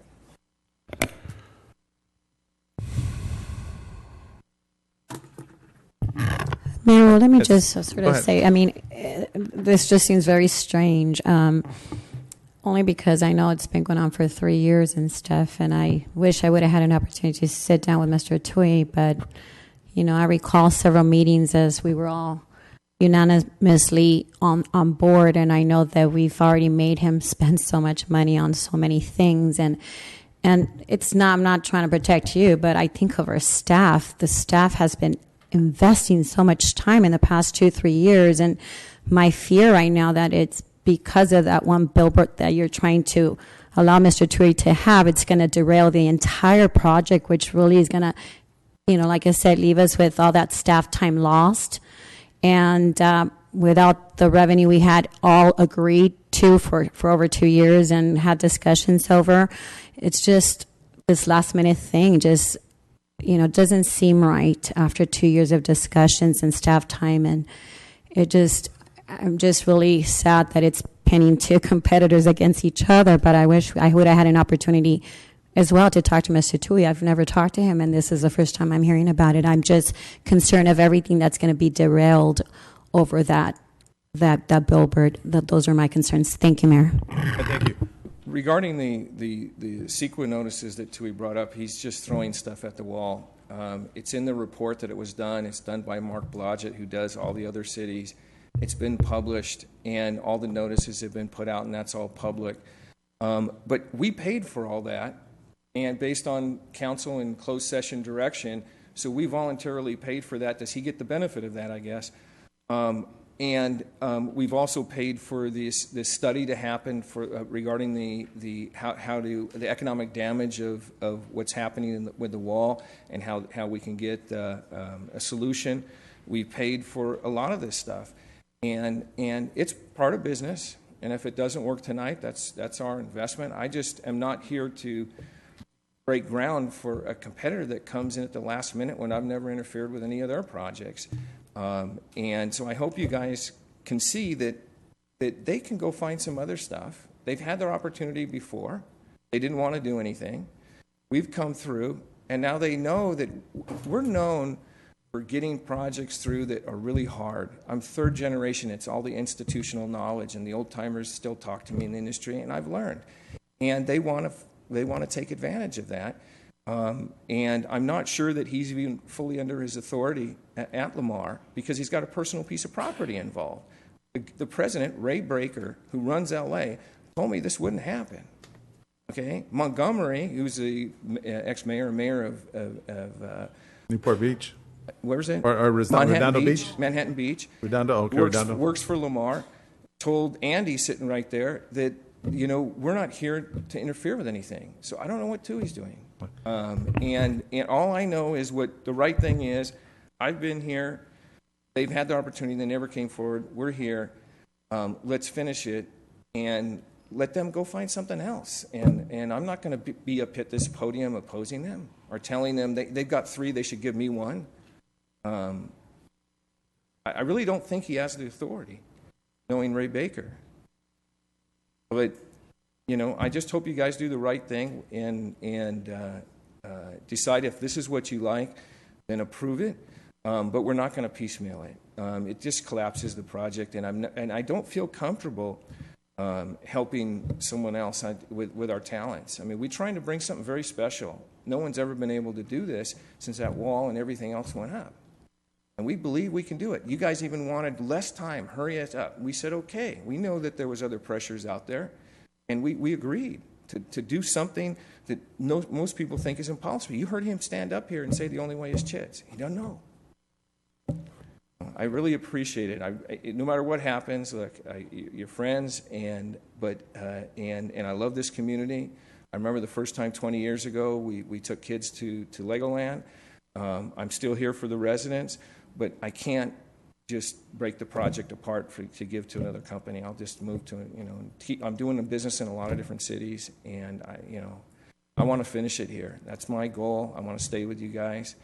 And help do something and help you guys make a lot of good money that you can put in a lot of good projects. I know that some of the council members, all of them, are real interested in these park signs. No one's ever offered that. Lamar's never offered that in their history to build park signs. We did it for the city of Southgate, in Southgate Tweedy Park. We want to do 2 here. We're doing 2 in another city that just loves the idea. We came up with that idea. Is he going to benefit from that? So thank you very much. Can I make a motion to bring this back to the following meeting? Second. Any objections? Yes. Okay, Madam City Clerk. We're done. We're done. Excuse me. Okay, go ahead. Yes. Yes. Oh, it's Susan's pro tem. No. Yes. Yes. No. No. All right, so my motion dies at 3-2. All right, so at this point, anyone want to make a motion? I'll make the motion to just move forward. I mean, for me, like I said, it's been 2 years of staff time, and that has value, Mayor. And I feel that, if I had any reservations and concerns based on what we're discussing here, we would have never moved forward with it. But it's been a unanimous venture, a unanimous, giving him direction on how to move forward. And so there was never any opposition. And right now, at this last minute change, like I said, for me, it's very concerning that we're going to have this whole entire project derailed after 2 or 3 years of all this back and forth. And staff time, even our time, is valuable. So I feel that we've already made them spend enough money on all these studies for us and tours. And so I just want to make sure that we're fair to businesses. And so with that, I'll make the motion. Thank you, Mayor. Okay, so there's a motion. Second, any objections? I have to object. Okay, Madam City Clerk, at this point, roll call. Yes. Yes. No. No. Okay, so the motion passes 3-2. 2022. So the full project moves forward. Mayor, I Yes. just want to say one thing, is that I think that we need to set precedents that when a project goes on this long, regardless of what it is, there should be a certain period where someone can come forward, either another company or residents or private owners or businesses, and voice their opinions. And even us as council members say, I don't like the project or I like the project, not wait 2-3 years and let somebody spend money. That's not showing good business in our city. That's not showing people that we trust what they do and for them to want to come. If we start doing this to businesses, no one's going to want to believe us and no one will want to come here. We will lose a lot of business and revenue in our city. We have to stop doing this. Thank you. Mayor, I'd like to point out that Yes. this was the first that I received the whole report and this thorough report. I received it for the first time on Thursday. Yes, there have been conversations. Yes, there have been conceptual, discussions. I have a great respect for Mark Cudler, for the, company that he represents. I think that he's been working with our city, in good faith. And I think that we were discussing with, these projects in good faith. But this was the first time that I saw a full report and a thorough report. And I can't support, just like I didn't support the Lamar project for the multiple billboards. I can't support this because I'm concerned. I'm concerned about the aesthetics. And again, I would have been okay with maybe 3 billboards along the 10 freeway, but adding these plus the existing digital billboards, that's a concern for me. So that's the reason why I'm objecting. Thank you.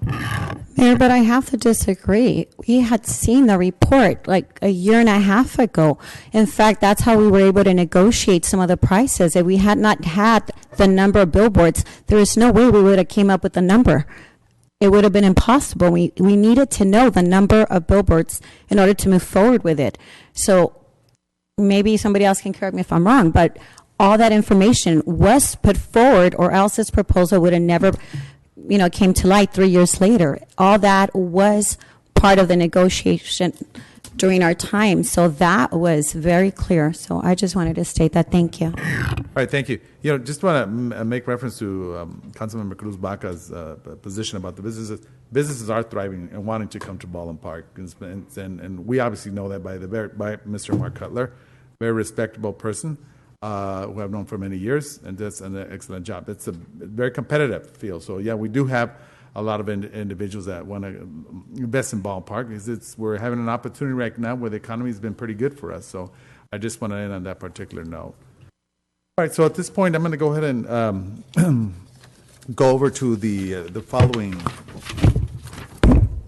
item number 7, which is the conduct a public hearing to consider a mitigated negative declaration of environmental impact, a general plan amendment zone change, tentative track map to subdivide 4 properties, and a specific plan for the development of 47-unit single-family detached gate condominium projects and 1 common lot location, 14837-14839 Pacific Avenue, assessors parcel number 8438-015-037.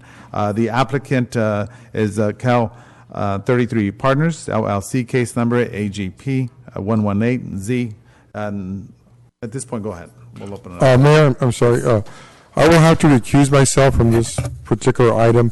My house is literally on my backyard is where the zoning is taking place, and council members or decision maker in the body has to recuse himself and walk out of the meeting to allow this conversation to continue. You all then vote on it. When it's all done, I'll come back in.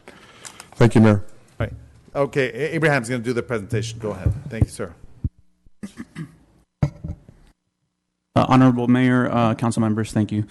The request before you is a request for consideration of a mitigated negative declaration of environmental impact, a general plan amendment, zone change, tentative tract map to subdivide 4 properties into 48 properties, and a specific plan for the development of a 47-unit single-family detached gated condominium project, and 1 common lot. The location 14837 through 14839 Pacific Avenue. Assessors parcel numbers 8438-015-037, 043, 047, 059, 065 through 103, 060, 061, 062, and 105, the applicant Cal 33 Partners LLC, case numbers AGP 118Z555, SP 1601, and TM 73354. The applicant Cal 33 Partners LLC is requesting a tentative tract map to subdivide 4 lots into 48 and a specific plan to construct 47 single-family detached condominiums and 1 common lot. The applicant is proposing to change the zone of the underlying general plan land use designation to a zone and land use with a higher density.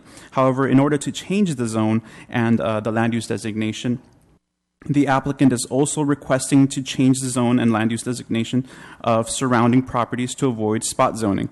The other surrounding properties will not have any physical improvements or changes.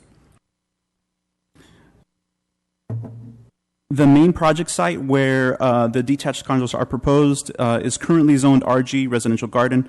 The remainder of the project site that will not have physical improvements is also RG, and as well as MU2.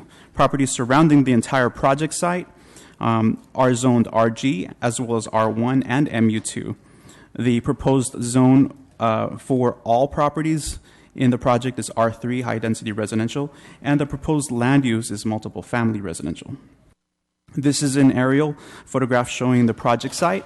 That area which is vacant is the location of the proposed 47 detached condominiums, and the other properties are not to be touched. They're just going to have the rezone and general plan land use designation change.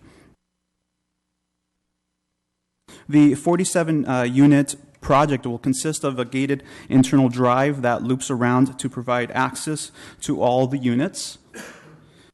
The gates are proposed at the end of the drive entrance with turnaround for vehicles. The proposed gates are perpendicular to Pacific Avenue and are located at the end of the drive, which reduces their visibility from Pacific Avenue. So if you look at, I'm going to go ahead and skip over to the next one here. If you look here, there is a internal or a turnaround. This is a gate and this is a gate. So Pacific Avenue being here on this side will not have visibility to those gates.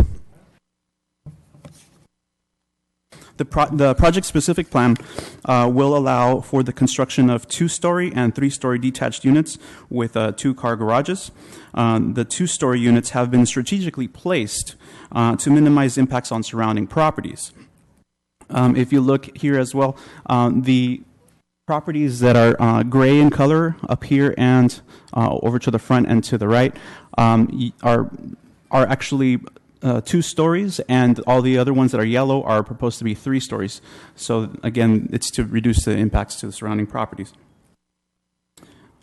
The project consists of open space amenities that include a central courtyard paseo and a community citrus and fruit garden with raised planters for the community to participate in growing their own vegetables.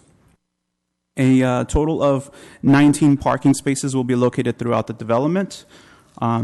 And this project was heard at the Planning Commission meetings of September 28th, October 26th, and November 9th. The Planning Commission continued public hearing from September 28th to October 26th, and planning staff requested additional continuance from October 26th to November 9th so that staff can continue to work with the applicant in addressing the Planning Commission's concerns.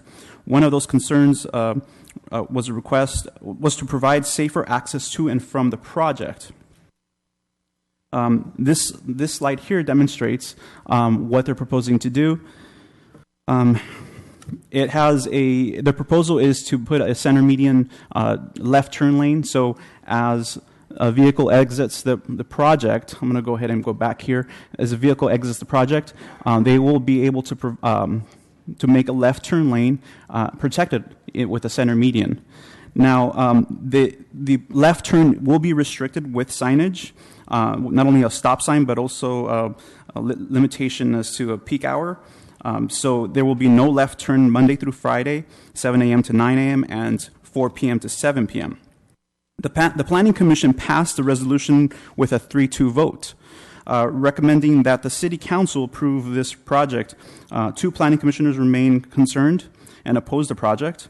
One other concern of the Planning Commission is the open space. However, staff reminded the Planning Commission and reminds the City Council this evening that the applicant is subject to development impact fees. The applicant has paid a parkland in lieu fee of $572,676.20. As a reminder, the monies are deposited into a park facilities fund and used solely for the acquisition of new and rehabilitation of existing community park land. The design of the project has also been reviewed and tentatively approved by the city's design review committee, pending approval of a general plan amendment, zone change, specific plan, and subdivision map. The following slides are the proposed elevations, including renderings and floor plans corresponding to the 3 different plans and designs. So to move forward, this is a rendering of the internal drive. And I'm only going to show the 3 designs, or there's different variations of this. Now, this one here is a 2-story loft. Again, the ones that are to the perimeter of the actual project site are the 2-story mainly. And then this one's a bonus elevation, so it's a 3-story bonus. And then this one here is a 3-story casitas elevation and floor plan. Now, all of the proposed units will be 3-bedroom, and they will range in bathrooms from 2.5 to 3.5 bathrooms. Again, each unit will have its own 2-car garage attached. This is the color palette that was proposed.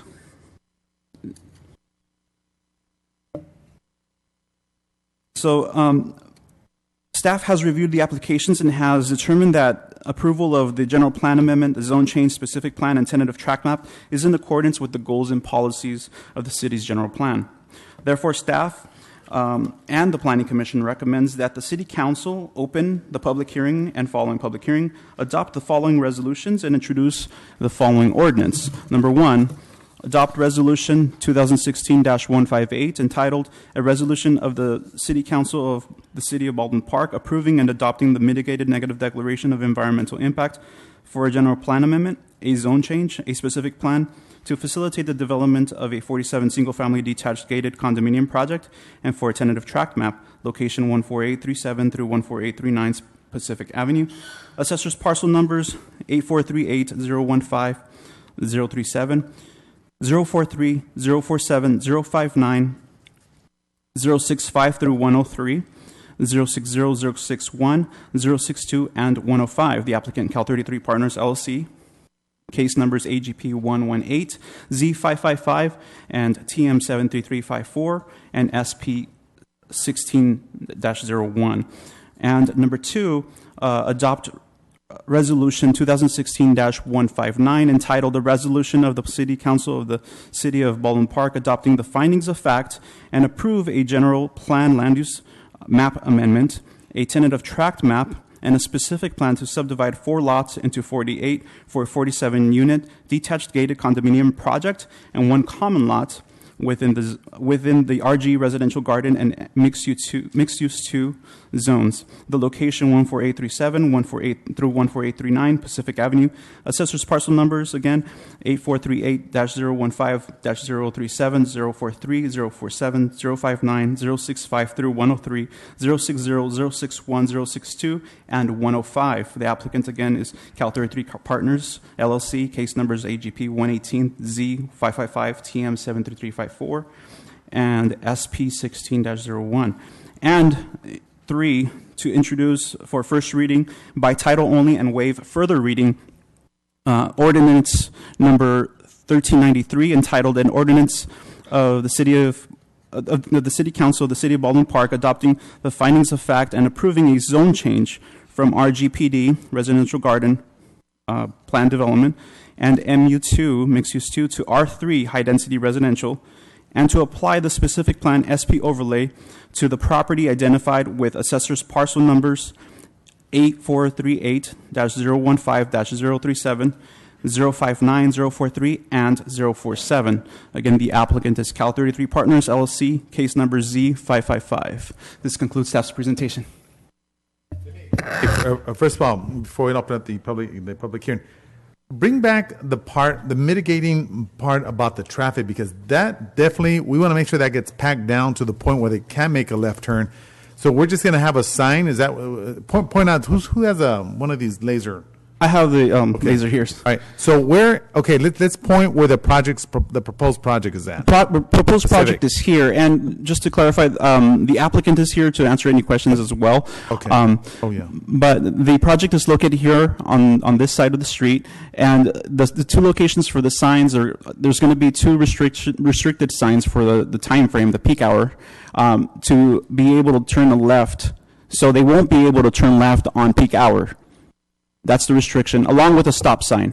They will, people coming in, south on Pacific, will be able to go and make a left into the project using that median as well. So that the left turn out will be into the median, protected, and then turning back out when safe.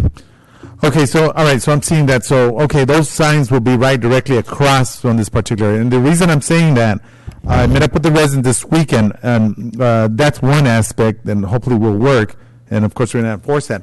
However, we may have traffic floating into the Big Dalton area, down to Central, and those other streets. So what I'm proposing for staff to get together, and I know we talked about this in one of the other meetings, about having parking permits for those residents. Cambridge, that's currently there now, they there was a resident from Big Dalton that came here regarding the Cambridge residents that they're starting to utilize all their parking areas. So want to look at converting those areas into parking permits for those residents, all those residential areas in that particular area. So that's something I want to be able to add to it as well. Something different. Mayor, okay? Yes, Councilman. Thank you. Yes. Yes, the traffic and the resident that's sitting here in the front, that's Yes. exactly what she was talking about. Yes. Especially in the morning when the parents are taking the kids to Central School, which is at the end of Big Dalton, that is highly congested. Pacific, it's Yes. believe me, it's an accident waiting to happen. So if we could, I would feel a lot more comfortable if they could not make a left-hand turn at any time. I'm with you on that one. I don't Really? know how we would Because do it's that. too confusing for people. Oh, what time is it? Should I make a left? Can I make a left now, or can I make a right? I think if we just do not let them make that turn, and even if they have to go and turn around and come back, whatever we need to do, we need to fix that, because there is an accident that will happen. And I'm glad Councilmember Cruz Baca brought that up, because I definitely want to look at that specifically. I'm certain that occurs right now with the Cambridge as they're coming out, and let alone we're adding this particular project in that area. So let's see what we could bring and incorporate as a part of the actual project itself. It's going to be very important. The permits as well. It's a And great yeah, idea. and definitely the permits for the parking in all those blocks and all those areas, so that the residents that are now are able to enjoy their privacy with vehicles that pertain to those particular parcels in that area. I have another question, if I may, Mayor. Yes. Thank you. And I agree, because we've all had conversations about the parking situation. It's really, with all the condos and the new development, we definitely need to have permit, because that's been one of the biggest issues. But I'm just bringing this up because I know I've talked to a resident that lives on one of the sites, and I'm thinking if we just say no to any left turns, it's for the greater good, but what about the residents are there? I'm thinking of the freeway. The freeway's going the opposite direction, so what would happen to these residents, they would have to make a right and then figure out a way to turn back, and it's just going to make more traffic. You're going to find people making U-turns. And I'm not sure we're thinking of that group of people. They're going to have to go all the way around to figure out how to get to the freeway. So all I know is that people are going to start making U-turns, and that's not what we want. We're trying to minimize the traffic. So I'm not sure how we can solve it, but I need us to think about those things. So maybe... I'm not sure how we can solve it, but that's a really big concern for me, because right now that we're not hearing from those residents, once we do this, we're going to have the complaints come back to us, and you're going to have the traffic just, even worse because of the U-turns or people just breaking the law to get to the freeway. So let's consider those issues. So I don't know how we can solve that. So I'm going to go ahead and open it. Oh, Can I also? yes. I had similar concerns. If we force the drivers to go right, they're going to be making like erratic U-turns, and at the next available, opportunity. And where is that really? It's at Big Dalton or it's like the Sterling Way area. So it's just going to be, I think, problematic. What I was considering was you have the fire station. I know I was looking at the distance between Pacific and Big Dalton, and so it doesn't make sense to add a street light because it's not a very, lengthy distance. But the fire department has kind of like the flashing lights to stop traffic. I don't know if that's a possibility, but, since you're looking creatively at this problem, maybe that's something to consider. I think it's going to be challenging for one, because what's going to happen that outlet of those traffic, they're going to find a way. In other words, okay, if I can't go left, like Mrs. Saavedra, when I met with her this weekend, they're going to end up in her neighborhood. They're going to end up right down Central, and you're going to see all that excess traffic going in that area. So somehow we're going to have our engineers. We're going to have to have someone really look at that and mitigate that to see what potential solutions are there. Secondly, I want to also mention that I guess we could ask the developers. They're going to build a wall that's going to separate the backside of the current properties that are there. Am I correct? Right. So somehow I want to see to have one wall. I don't know how we would do it because I know there was an issue with a resident there that they built a wall and in between they have this space. Right. They have possums and things living in that particular space that's there. So instead of having that, let's see what we can do so it's much more uniform. So one specific wall versus the secondary wall from the neighbors. You follow what I'm saying? Yes. So that this way we don't see those properties with two walls, and in between you have this little space. Right. We have little creatures living in there. Yes, debris. Yes. So that definitely, I want that to be incorporated part of the project. So we're going to have to obviously get together with those residents. And going back to what we were talking about the traffic, Ms. Saavedra, you have concerns about that. I think of all the things that people are going to do. They're going to end up in your driveway, pulling in, pulling back just so they can turn around, and that's probably going to cause more problems for you. So I'm not sure I want to move forward with this until we figure out that situation. I don't think we're thinking of all the possibilities that can impact the residents in that area, but not allowing them to make a left turn is really going to create, in my opinion, a lot more traffic. Well, thank you, Mayor. All right, thank you. Mayor, yes. I'd be interested to look at the multifamily units next door to see what they do. What are the trends there and what is captured in the traffic study. So maybe you can consider that and report back to us on that as well. Are you talking about the Cambridge? They have a signal. Oh, so out of their driveway, they have a signal right there. So, what I was thinking when Councilmember or Vice Mayor Rubio was talking about, maybe there's a possibility that since there's a signal there already, that they could be allowed to make a U-turn at certain times when it's not at certain times of the day, like they do in downtown Los Angeles, where sometimes you can't. It'll tell you flashing, and then the other times where you can make a U-turn. So maybe that's a possibility. That's an existing signal there at Big Dalton and Pacific. You are right. Yes. Is that Big Dalton and Pacific? Yeah, Big Dalton and Pacific. That's correct. Get the engineers on this one. Figure out some type of strategy.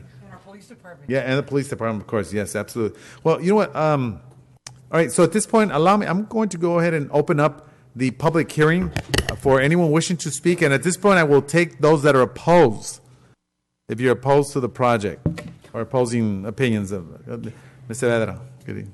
Thank you. The reason I'm concerned about it is the traffic. And when you rezoned to an R3, you created a high-density residence, which is the 47 units. With the 47 units, you're going to bring in approximately, I would say, in the neighborhood of 90 to 100 vehicles. And you're going to expect those individuals to adhere to all the laws or all the restrictions you put in, whether it's flashing lights. And making a U-turn on Big Dalton off of Pacific is very narrow. You should go and try it.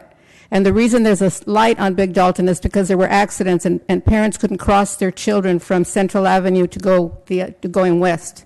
And that's why that big Dalton signal is there. And I talked to Public Safety or Public Works, and they explained it to me. And I said, well, I remember that signal wasn't there before, because when I first moved in, it didn't exist. My other concern is that if traffic is not an issue and public safety is not an issue, then I don't think the money the city would make or the developer intends to make, maybe they should cut down and not do 47 units. Maybe there should be 20 units. After all, there was 4 lots and it's 3 acres. Maybe it should have been a park. Maybe it should be something else. But it's not conducive to the neighborhood. And I live in Jeremy, the street directly in back.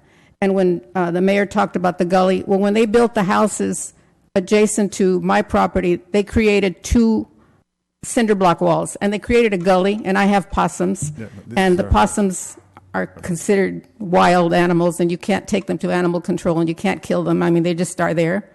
And so I don't want that to happen. If the construction does go on, I don't want that to happen to the 6 residents that live to my left and have 2 walls and another gully. And I asked the planning department about the grading, and they said the grading part hadn't been done, so they couldn't tell whether the grade where that property was higher than the grade where the properties are adjacent to it, and mine is a lower grade.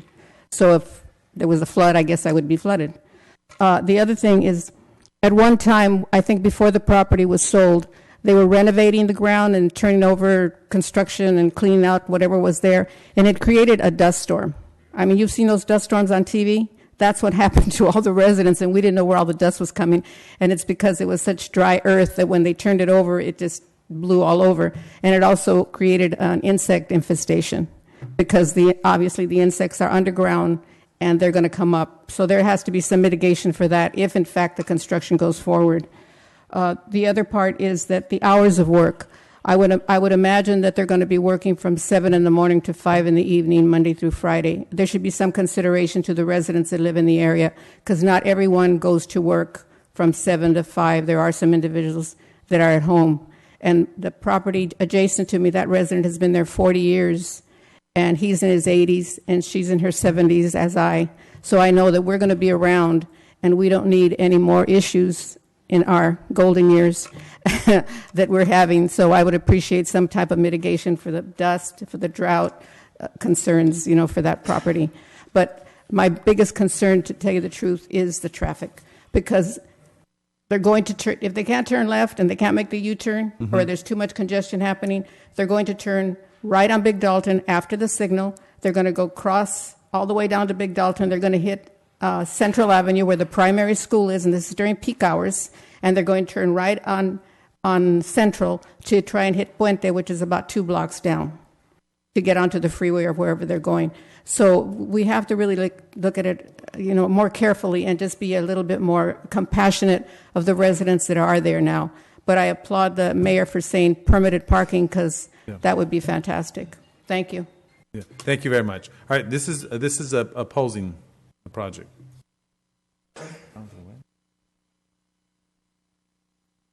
Hello, City Council, residents of Baldwin Park. The reason I oppose this is because there's not sufficient parking. Also, there's not enough area for a fire department to get in there to take care of a fire if there's one. And secondly, you're going to make a heck of a parking lot out there in the middle of the street. People are going to be parking, arguing about whose parking area this is, and so on and so on. It happens everywhere in Baldwin Park, everywhere across the country, especially in New York. They have a major problem about car parking. One day you got to park on this side, the next day the other side. Street sweeper comes through. Half of the time people forget to move their cars and so on, and the streets look terrible. So the reason for these developers to do to solve their parking problem, they don't care because they're not going to live there, is go ahead and build parking lots. We have one right here in Baldwin Park for Metro. They should make these people build a park like that. And then another thing, they have to give something to Baldwin Park besides a car. People are going to be fighting, arguing about parking their vehicles. These people know that they don't care because they don't live in our area. Now, you people that live in that area, like the lady just finished speaking, it's a mess. People park everywhere. They even park in empty parking lots because there's not sufficient parking. Now, if you made these people, these contractors that are sitting over here or wherever they are, tell them to build a darn parking construction. They got money. Are we giving them the land? If we give them the land, they should be able to build a parking lot for the sufficient amount of people that live in those buildings. And now you people as a city council should be able to enforce that. You should say, we'll give you that property, but you have to build you a parking structure. And if they have to, charge the people that live there for the parking structure so you can get your money back. That's how simple it is. But you people make it so miserable for the residents of Baldwin Park, like the lady just explained. Number one, it's a fire hazard because there's not sufficient room for the fire department to get in there. 2-story buildings. The one building that you show right there in that big picture, if people look at it, you're saying that building is pretty darn big. Now, is it really that big? Or it's just an illusion that they put up there so it'll look nice? Now, you have to tell them, if it's going to look like that, can you imagine how many people are going to live in that area? And this thing about 1.5 people per car, that's ridiculous. Today's modern family probably has 5 cars. Now, do you think they have made sufficient parking in that structure? Sorry about that. No way. There's not sufficient parking for anybody in that area. So have them build and have them donate to Baldwin Park schools. Thank you. Thank you very much. In which case they are. This is privately owned and purchased by a private company. All right, move along with anyone opposing the project. Baldwin Park has the problem with too many cars being registered here, the lady said, and the gentleman over there. Everywhere that you go and there's new construction, just go there after it's being completed and how many cars are registered to either units or single families. Everywhere that I go. When I first came here, I think it was like 28 years ago on Foster Avenue, we had a project that went in there. There was 2 houses, so there was plenty of parking. They had big lots. They were able to park in the street. One of the first units, that was a gated community. Where are those cars now? They're out in the street. What she said, the gentleman said, that's exactly what's going to happen. There's no way that you're going to have a control as to how many cars are registered to one residential, whether if it's a unit or a house. Some people have multiple cars, and there's no place for them to park it. And unfortunately, sometimes we say they're supposed to have garages. How many people really park their cars in the garages? They have it stuffed with other things. So that is one thing that I agree with the gentleman and the lady over here. Not only on this project, but future projects that you should look into that. Thank you. Thank you very much. Anyone wishing to speak, opposing? Okay, no. At this point, anyone in favor?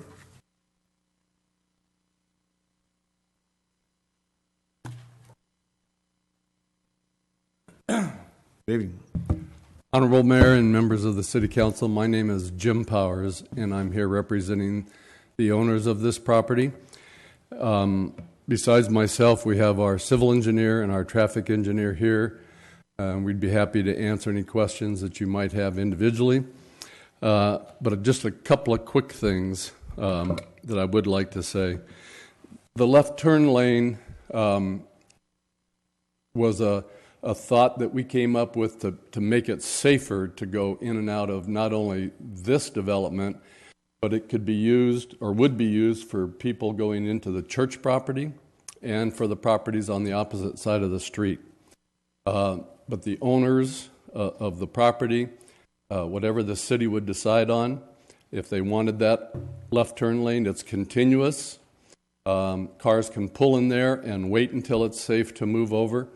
And I think that the thought that a lot of people, if you don't have that left turn lane, will be going up and making either illegal U-turns or using people's driveway to pull in and then try to back out into opposing traffic. but the owners are open to any suggestions that the city might have. Second, we've done a traffic study.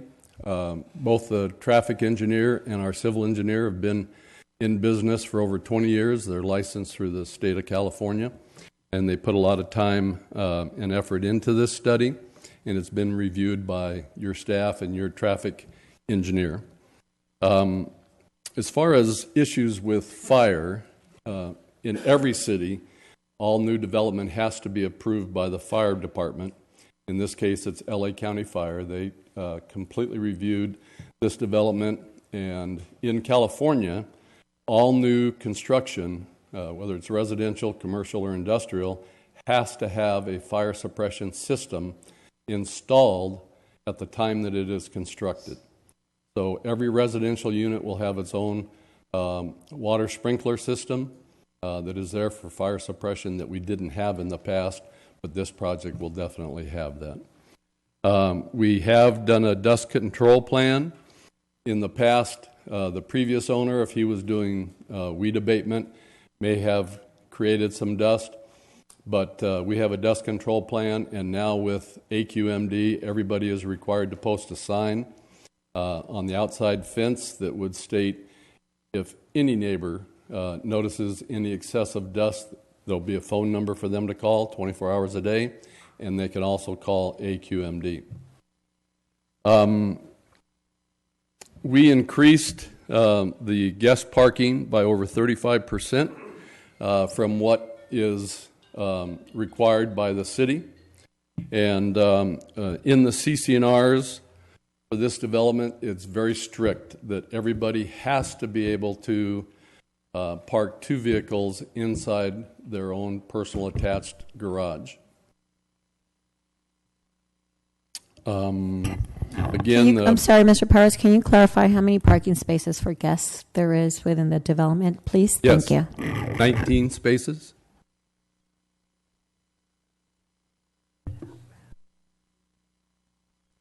And then staff had mentioned that the owner has already paid the $572,000 Quimby Park fees, but the total development fees that will be owed for this development will be $1.1 million, which includes this 572 park fee. It includes the school fees and mitigation fees for storm drain and many other fees that are required. So it comes to a total of $1.1 million. Mention for the audience purpose is the square footage on the homes.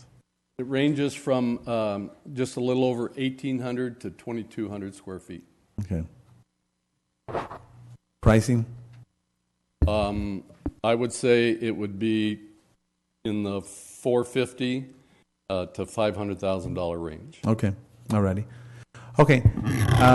Anyone else have anything? Councilmember Cruz-Baca?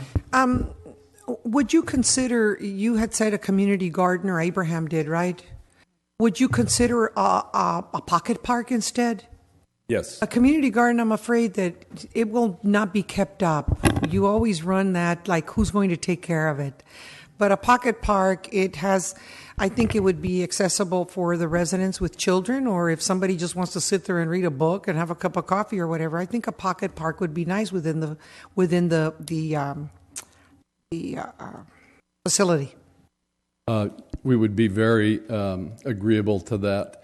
Our thought is that with the homeowners association, that if it were set up where people could come and have an area to plant fruits and vegetables, that it would be maintained by the homeowners association. But I agree that any place that you can provide that is a gathering place where people can come and talk with their neighbors, that's what we're looking for. If that turns out to be a small pocket park with a tot lot, that's great. If it turns out to be an area where we have benches and a trellis over the top for shade and people can come there and read, we're very open to that. So that's not an issue with us. Yes. I was just going to say that was one of the concerns I had, and you and I had that discussion, that if you just let it sit there and no one plants, and it's dead space. And providing open space for our residents is, really important to me personally. And I do appreciate how you opened up the center to make sure that everyone had, green space for kids in particular. So I do appreciate that. And I think that would serve. All the center homes have open space, but not the ones against the wall. So I think that would be a better use of that space as well. Thank you. Yeah, Jim. So for the audience purposes, do you have it on the actual PowerPoint? You could see the actual homes, the way they're going to look, the architect of it that we chose. Yes. And one of the concerns was that you don't want to just have flat surfaces. You can see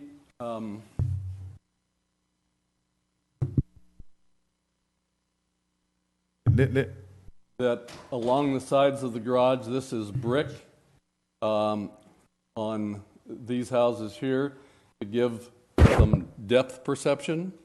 It could be brick. Some of them will have rock. We have proposed shutters to be used. There's a development that was done in South El Monte called the Baldwin project, and they have wood shutters around the fronts of the windows. You can see these are pop-outs around the windows, so some of them would have the pop-outs and some would have shutters to give some depth to the fronts of the houses. But again, you can see the brick here. This house, you like to alternate so they're not all looking the same. So some could have brick, some would have rock to add some depth to the fronts of those units. Mr. Powers, if I may, and I'm sorry because we had a discussion in length. I did see the El Monte, correct? And one of the discussions is having those plain, just instead of the wrought iron just being straight lines, we discussed having some kind of design in that, so it's not plain like that. Yes. What considerations have you made to that suggestion? We think that that's a great suggestion, and it helps to break things up a little, because I'm breaking up your microphone. But yes, to put some design in, I think you're referring to the wrought iron here? Correct. Yes.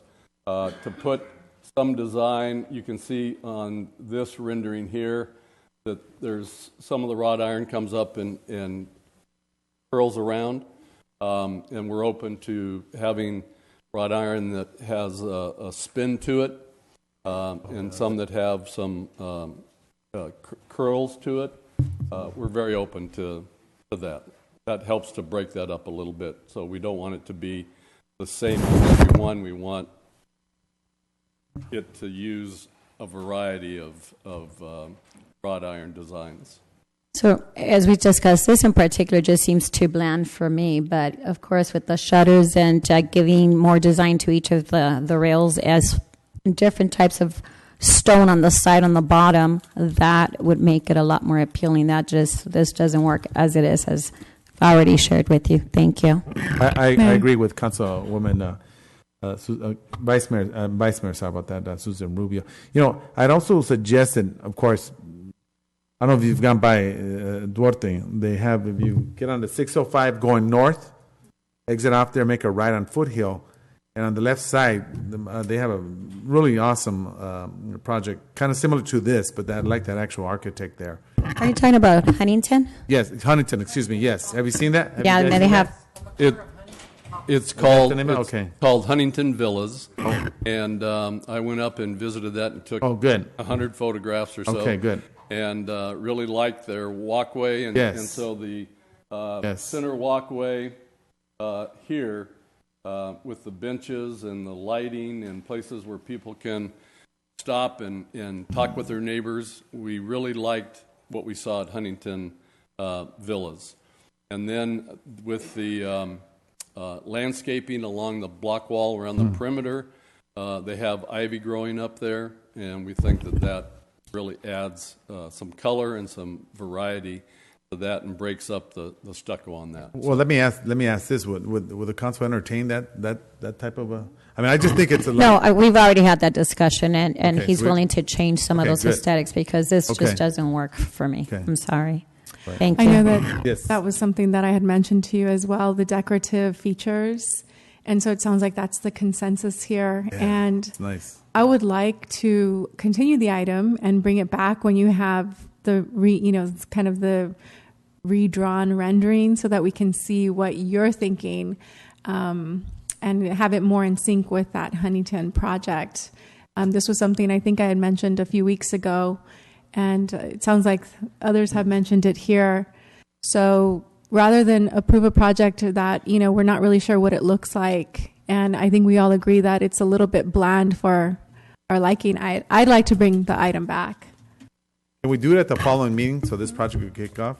Or is that too soon? I would second depends that. on how soon Okay, you hold on. can- There's a motion and there's a second. But Mayor, I always like to defer to our, the experts if there's any time-sensitive issues here, because I want to make sure that there's no impact that can impact that project. Can anybody answer that for me? Yes, Staff? go ahead. Yes. Excuse me, Mr. Mayor, because we're right in the middle of the public hearing, so Oh, we can't hold do on. the vote or anything yet. We need Okay. to finish those in favor, then give a rebuttal for You're right. those against. Okay, so allow me. Anyone wishing to rebut? Let me Anyone else? ask the question. At the next council meeting, would you be able to bring back some new designs? Some new renderings? We can provide new renderings. These renderings were changed from what we originally had to show the brick along the sides to give depth, as we had talked about, and knowing that it could be brick or river rock or some design like that to give it some depth. These are all, around the windows are all plantons, and then if need be, we could add shutters to the rendering if that's what you're looking for, if you're looking for a completely different design of house. But I think it's mostly in the discussions that we've had that you're looking for something that's not just a solid wall of stucco. Yeah, and Jim, just to let you know, I think we're focused on that Huntington project villas. Is that what it's called? That's what we're definitely clear. That's what we're geared towards. And like I said, I went there and they had very similar types of plantons around the windows. They did not have any shutters. They had some brick and rock around their garages and on columns. Like this column here, they had about 3 feet up from the bottom, some rock or brick. But the basic design is very similar with stucco, and so I took a lot of pictures of that project because I got a very good feel, but I think that's the same feel you'll get walking down through here, and with the use of brick and rock in areas that are normal to put that. Yeah, is there a deadline? Is there anything? I don't think there is. Is there? Amy, you have any? Oh, Amy Harbin. There isn't Okay. any deadline on my end. All right. Okay. So at this point, there has been a motion, been second, no objections to bring this back. Are you? Oh yeah. Excuse me. Thank you very much. At this point, I will officially now close the public hearing. Are you able to provide that at the following meeting? When is that meeting? 2 weeks. In 2 weeks. It'd be like a Christmas present for us. Absolutely. Okay. All Okay, right. we'd probably need the information by Tuesday at the latest. Oh, really? Packets, that's right. That's yeah. right. The packets. Yeah. Okay. Maybe the following would be more. What's that? Now we can make it. No. The next one. Okay, the next council meeting, please. You're right. So let's make it happen. Okay, so at this point, there was a motion by Councilmember Monica Garcia, and it was seconded by Vice Mayor Susan Rubio, and there was no objections. All right, so at this point, all right, yeah, so we'll bring it back at the following city council meeting. We'll Thank you, Mr. Powers. Thank you, Jim. Thank you very much. Appreciate that. All right. And I would also, just very quickly, say staff put a tremendous amount of time, as always, working with us and helping us to develop this. And we want to thank staff for all of their hard work to bring this project to the city. So, all right, thank you. So we're moving it over. All right, so at this point, we are going to go, excuse me, one moment. Number 8, thank you very much. All right, number 8, which is the, Councilmember Ricardo Pacheco. Someone get him. Is he outside? There he is. Come on in. All right, so at this point, we're going over to reports of officers, number 8, which is consider and approve the supplemental services agreement with iColor Printing Service and Mailing Inc.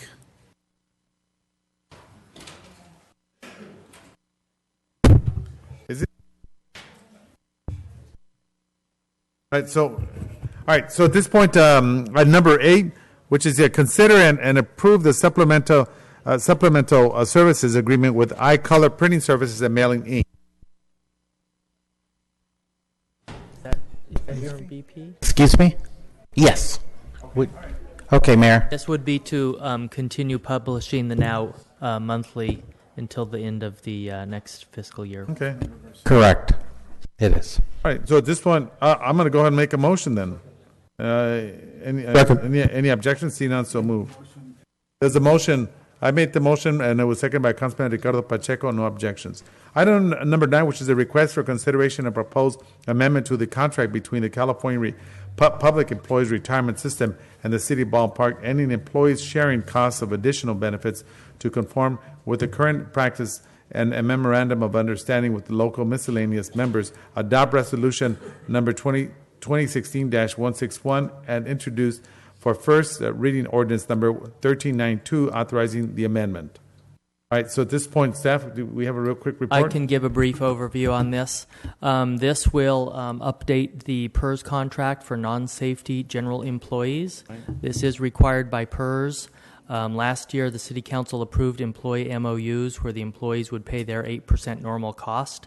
However, at that time, the PERS contract was not updated due to some changeovers in staff. We're now getting to this item before you. The approval will make the city PERS contract consistent with the employee MOUs. There's no fiscal impact or cost to the city, and there is no cost to the employees or change in their pay or benefits. Okay, all right. I make a motion. Thank you. There's Mayor, a motion. I make a motion that we pass. All right, so there's a motion seconded by Councilmember Cruz Baca. It was seconded by Councilmember Ricardo Pacheco. I think we need to read that. Do you mind reading that? Yes, 1 and 2? Councilmember Baca. Number 9. If you would say, I make a motion and I then make read a request for consideration, the whole paragraph. Yeah. Yeah, that's fine. A request for consideration of a proposed amendment to the contract between the California Public Employees Retirement System and the City of Baldwin Park, ending employees sharing cost of additional benefits to conform with current practice and memoranda of understanding with local miscellaneous members. Adopt resolution number 2016-161 and introduce for first reading ordinance number 1392 authorizing the amendment. All right, there's been seconded by Councilmember Ricardo Pacheco. Any objections? See none, so move. All right, item number 10, consideration of disposition and development agreement with the BP development partner, aka Woburn, for the proposed mixed-use development project at the intersection of Main Avenue and Pacific. And we'll open up both 10, 11, and also under City Council acting as housing successor agency reports of officers. We're going to open up HSA 1 and HSA 2. All right, so at this point, who's going to be... Mayor, if I could just note also that the updated staff reports and attachments were put before you, and those contain the signed copies of the DDAs. All righty. Okay. And yes, Mr. Mayor, we're opening Council? the Housing Authority meeting as well? Yes, that is correct. The successor agency, the Housing Authority, excuse me. Yes, that is correct. All right, so at this point, obviously, we met up upstairs regarding this particular project, and what I had proposed or looked at is doing the maintaining Main Street open, and the project would be 26 homes as opposed to the 36. What was that? Sterling, excuse me. Right. Well, actually, Main and Sterling. That would be this. We will maintain those as open streets. Council members have any questions or anything they wish to add at this point? Yes, Mayor, I would like to reiterate my concerns about the project. As the successor agency, of course, if we move forward with this project, that the appraisal, what will the appraisal be and how quickly will that be done? I did some comparisons with the property on Pacific that we just saw at Cal 33 LLC, and it was almost double the price for what Walburn is proposing to pay for. There were a lot of changes that I felt that I had just gotten at the last minute, even though it was said that we were given the packets on Thursday evening. However, the closing of the streets or opening had gone back and forth from Main and Sterling streets. The triangle, which is a part, we refer to it as a triangle, but it's a part of the district, the Baldwin Park School District property. They had proposed that it be a civic plaza, but yet they had no authorization from the school district to be able to assign it as a civic plaza or consider it as a civic plaza in their renderings. I had never been contacted by either Richard Grishon or Watson in regards to the changes in the DDA, and I felt that I was left in the cold in order to make this type of a decision. And I also felt that there were changes as well from lease originally to market value units. They did not really give us a price. I'm concerned about the design and the plan, which I haven't really seen finalized. Mm-hmm. The parking, of course, here we go again, and the traffic situation that we're having with some of the new developments. And why was it moved so quickly when some of our other projects have moved a little slower with the DDA? I would really like to bring this back after the first of the year. I feel that there's a lot of information that I did not get, and also that I did not have a chance to meet and to go through the changes, and for them to reach out to the community and as far as public comments or public outreach that I think is very important, to especially speak to Pastor Rios at the Methodist Church, which this would tremendously impact her and her daycare Montessori school. And those are my concerns, and I would like to bring this back to the January, after the first of the year meeting. Thank you. All right. So, Mayor, yes, Vice Mayor Susan Rubio. And just for the public knowledge, this is something that we debated heavily.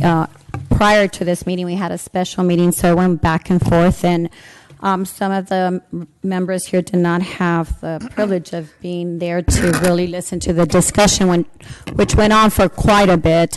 And so there's so many concerns for me. The list goes on, but to start off, this property does belong to the successor agency, and there's a lot of rules and regulations in place on how to sell and acquire, and I don't see a plan in place to see how we're going to figure this out. Number two, that parcel, well, at least a small portion of the parcel belongs to the school district. They've already been to our meetings, and they've opposed the project.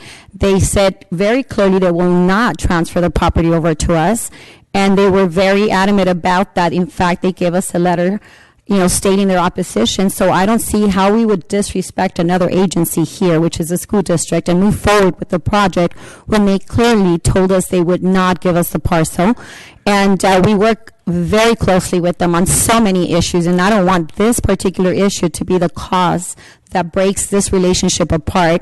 Another concern I have is very clearly that there is no community outreach, and I'm going to say based on what I know a lot of the businesses in the area. I know a lot of, in particular, Pastor Rios, who is the one that's going to be impacted the most. She was not called or contacted, and not only her, but everyone in that street is going to be impacted. So I would like to give our residents the opportunity to voice their concerns. And the bigger issue has always been for me, and I'm going to restate it, is that I very much value open space, since we turned out to be the city that has the least open space per capita. When Supervisor Hilda Solis did her park assessments needs, it was clear. Baldwin Park, it is the worst in terms of congestion and all the ailments that our kids have in terms of asthma. We are nestled in between 3 freeways, and an ideal place for a park would be there. And we had already spent, and I'm sorry, I'm going to reiterate this, we had already spent $500,000 on this particular park with the council approval. We moved forward with it, spent 2 years designing it, having community outreach. And through that outreach, residents very clearly stated that they needed an open park. And also, based on the Supervisor Hilda Solis's assessment, the outreach that they did also turned out that they wanted an open space near the downtown area. And so this project was almost at its completion. We used Quimby funds, which were not city funds. That money had been sitting there particularly for that purpose, to give our residents open space. And after 2 years of staff time, and I mentioned that earlier today, you know, that has value, staff time, our time. We had meetings, monthly meetings, outreach to our community, and after 2 years of designing this park, from one day to another, that project was killed to give this developer the land to develop 72 apartments, which I strongly opposed. Now, what I have here is 47 or 36 for sale market rate condos. It just keeps changing every single time I see it. But the problem is that these discussions are being had outside the dais. And the reason I say that, because I don't know who's giving direction to approve more apartments, less apartment, market sale.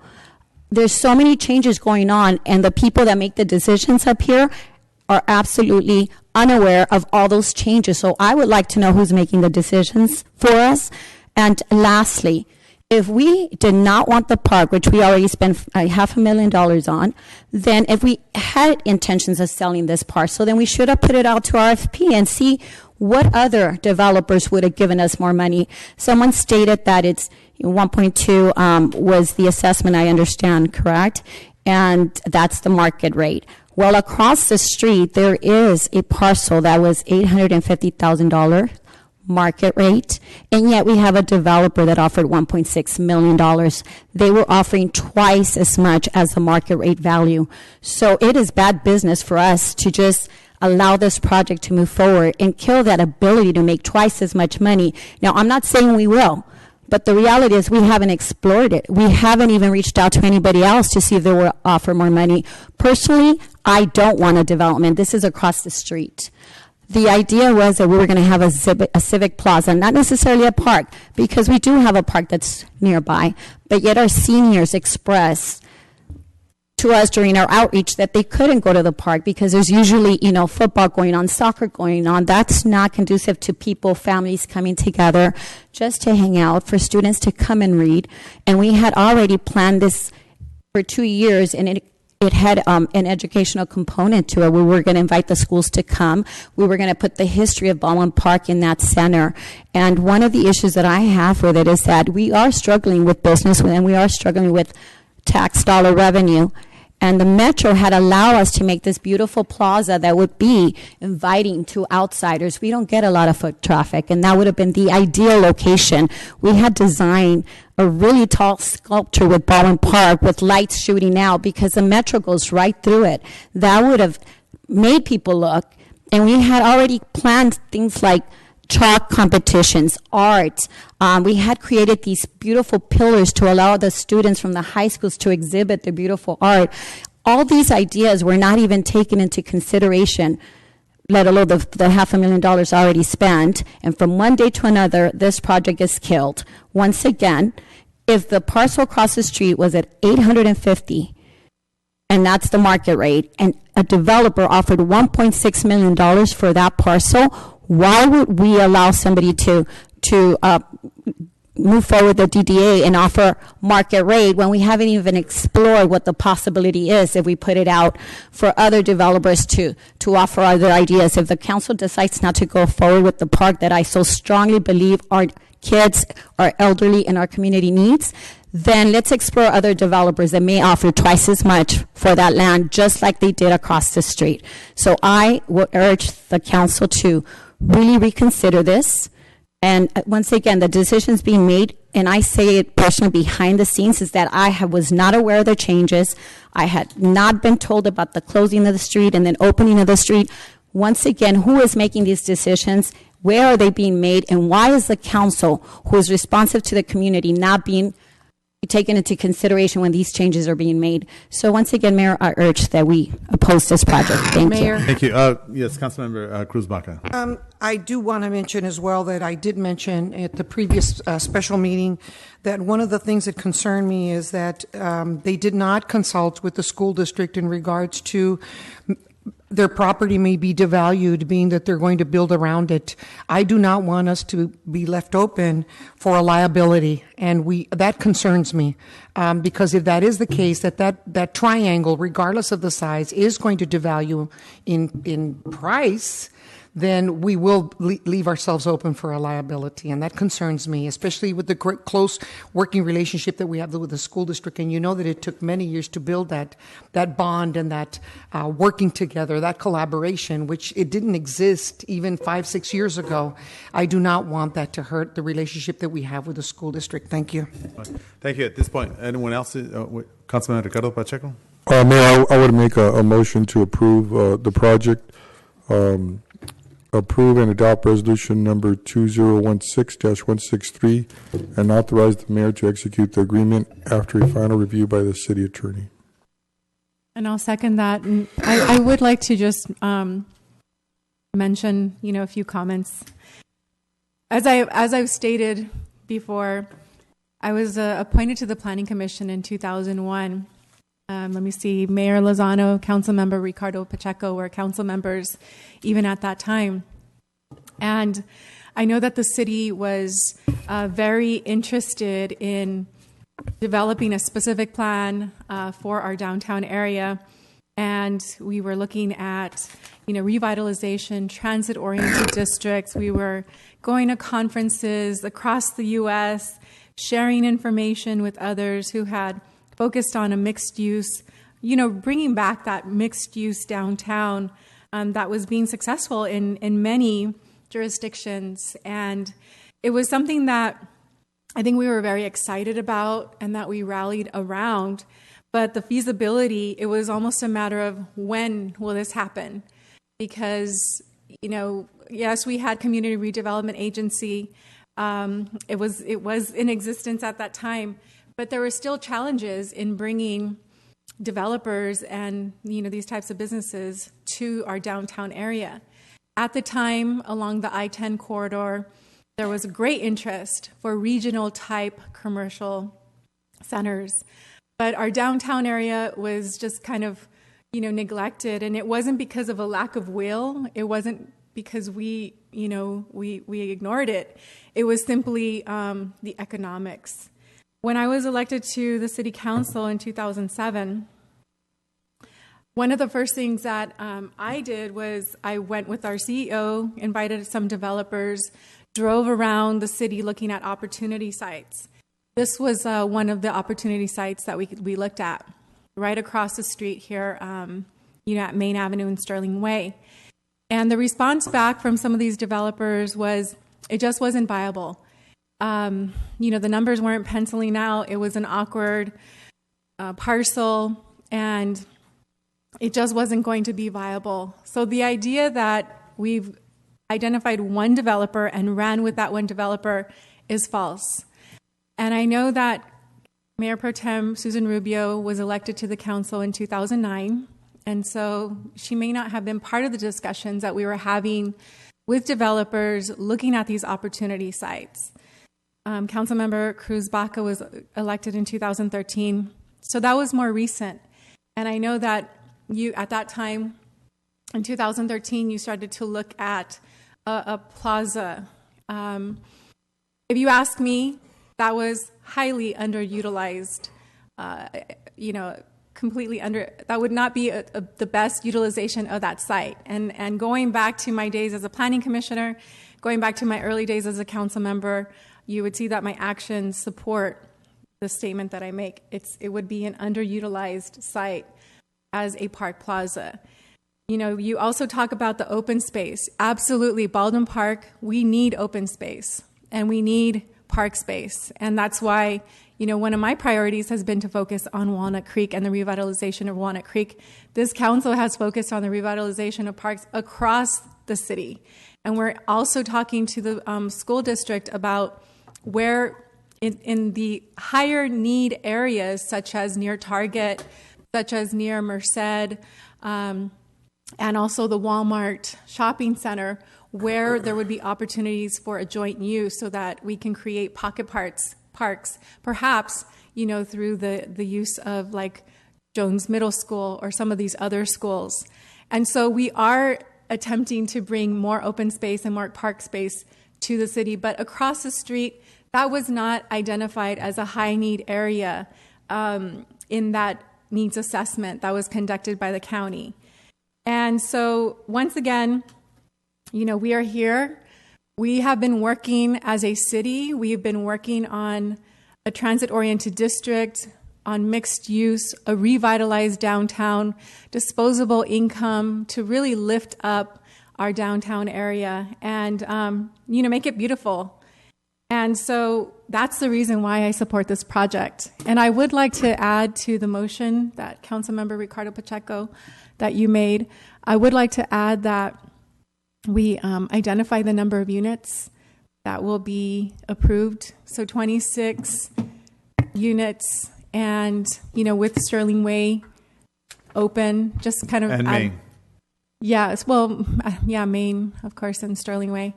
And just add the units. And then I'd also like to amend that motion and ask that the item be brought back so that we can look at the aesthetics of the project and the landscape plans. But with that, I support the project and I'm excited about it. Yeah. And let me finish.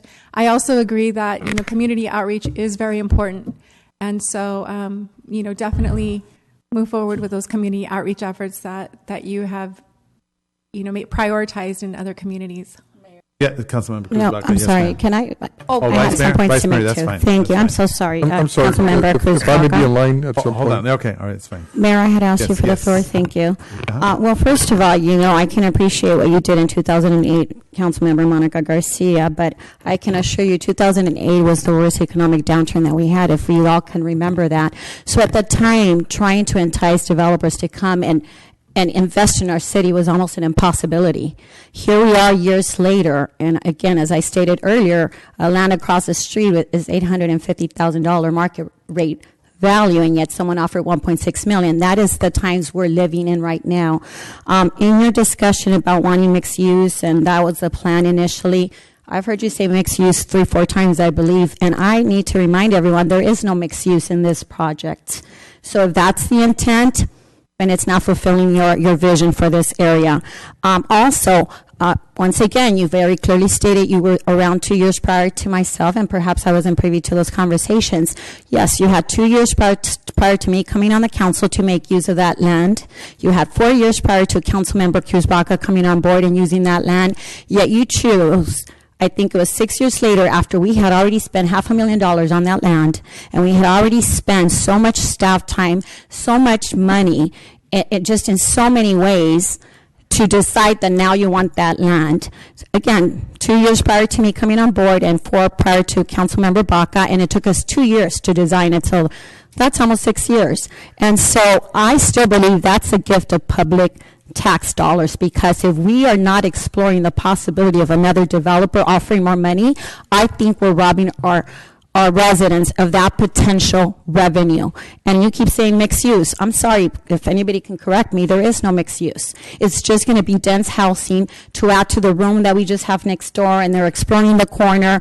We are going to encapsulate the city hall, and I think every city hall that I've ever been to has an open space. It looks inviting. All we're going to do is crowd what is already very crowded. We were talking about the development down in that all these residents had concerns about. We were talking about the left turn and the right turn because of the traffic already, and we still want to add all these apartments here. Or now it's housing. Once again, it's been changing so much that I can't keep track. I think that we are really robbing our residents of the opportunity of open space. The vision, you also talked about the specific plan. Let me remind the council that the specific plan did include an open space park there. not only with the initial grant that we got, which was $235,000 that we spent doing a specific plan for downtown, it specifically said that open space in this area was the best use of that land, because then it would invite residents to want to make their area better. It would invite higher quality of businesses to come in the area. If you pack everything in, you're taking that ability for us to invite outsiders, outside foot traffic, to really boost the economy here in the city. So I'm sorry, Mayor, I continue to oppose this project. All right. Thank you, Mayor. Okay, thank you. Yes, Councilman Cruz. I need to clarify something about 2007 and 2009. Do I need to remind everybody what happened and who the developer was that you brought in here, along with Councilmember Bejarano? It was Bisno, and that was a disaster. And that's how I started to get actively involved in the community, was because of what was going to happen. It was going to impact over 100 businesses and almost 300 residences that were going to be bulldozed. And I need to remind you that at that time, you did bring a developer like that was going to get rid of a lot of the businesses that have remained here were no longer going to be here. And luckily, there was a downturn in the economy, and so he went away one day. From one day to another, he was gone. But nevertheless, we had to fight hard. Yes, I have been on the council only for 3 years, but let me tell you that I've been an activist and very, very hands-on as to what's going on within our community, because I was born and raised here. I lived my adult life somewhere else, but I was born and raised here. And I know what's been going on in Baldwin Park. I fought hard for 10 years and continue to fight to try to help our businesses and our residents to remain here and to take a look at the overall picture, not just because this is a fad of either mixed use or whatever. Let's look at the overall in the long term of how our residents are going to be impacted. What is the traffic? How are our schools going to suffer? Are our residents going to, what is the shopping going to be like? Is the train, is there going to be CNG stations? All of that has to be taken into consideration, not just a quick, let's come in for the kill. Thank you. All right, thank you. Yes, Councilman. I need to answer. Okay. So back in 2007, 2008, we were still experiencing a housing boom. I know because I worked for a real estate development company. It wasn't until late 2008 and the first quarter of 2009 that the recession truly hit. So I will tell you that I was working, with the CEO and, along with the specific plans that were adopted.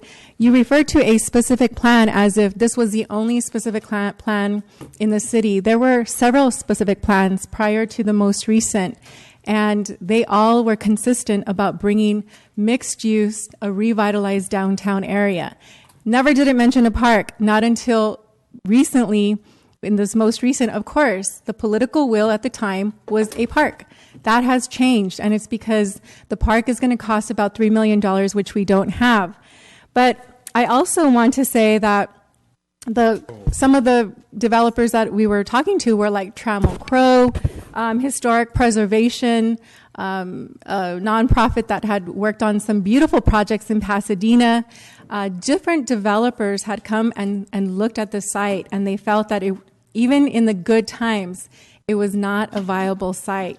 So the idea that, again, this just kind of came up in the last 2 years is false. And it's because you choose to focus and to fixate on the decisions that happened between 2013 and maybe like the end of 2014. There was a bigger picture outside of that time frame, and it's been consistent. Mixed use doesn't mean that you just have commercial on the bottom and residential on the top. When we talk about mixed use, downtown has commercial. We have commercial along Ramona Boulevard. That's going to play very well to residential right behind where it's being proposed along Sterling Way. We've seen that happen in Monrovia, in Pasadena, a number, Santa Ana, Brea. We've seen it in a number of communities. And what happens is once you have that foot traffic and you activate the space, it supports the commercial and the businesses in the area. That's what mixed use means. It doesn't necessarily mean commercial on the bottom, residential on the top.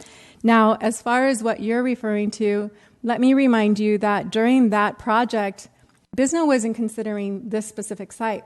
Bisno was looking at a very large proposal, and my position was let's have a catalyst project. But that's neither here nor there. We're here in 2016. We have a wonderful project that's being proposed, and I'm very supportive. I'm excited to see this vision finally materialize. Thank you.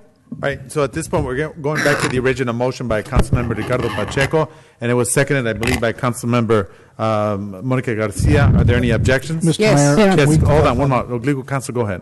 Can we just clarify the motion since it was a while back? The motion was to pass the current proposed project. You want to read that out for Councilor Ricardo Pacheco? I think it's yes, for the both DDAs. Approve for both. Yes, both DDAs.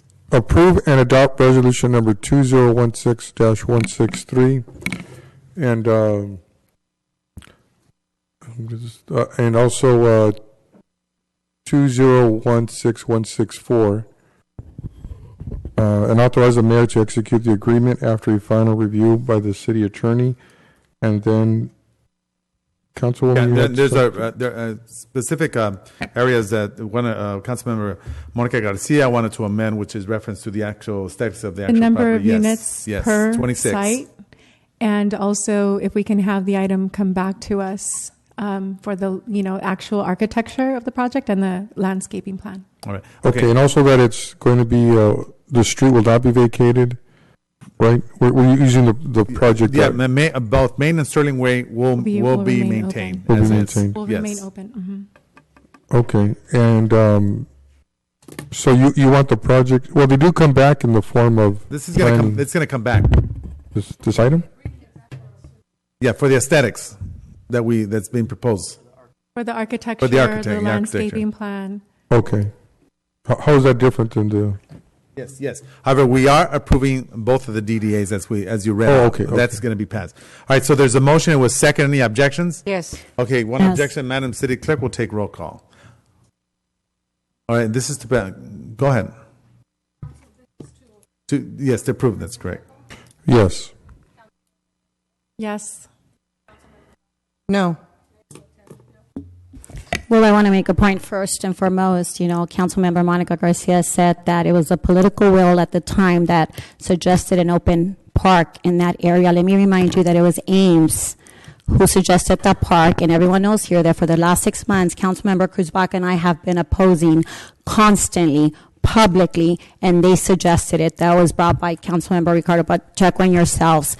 It wasn't a political will. It was professionals who suggested that an open park would be the best use of that land. And secondly, to me, throwing away $500,000 that this community of low income it's hard to come by. And if you guys don't have any conscience of throwing away $500,000 and not giving our residents the park they deserve, I'm just extremely disappointed. Thank you, Mayor. All right. Thank you. All right. So continue on with the vote.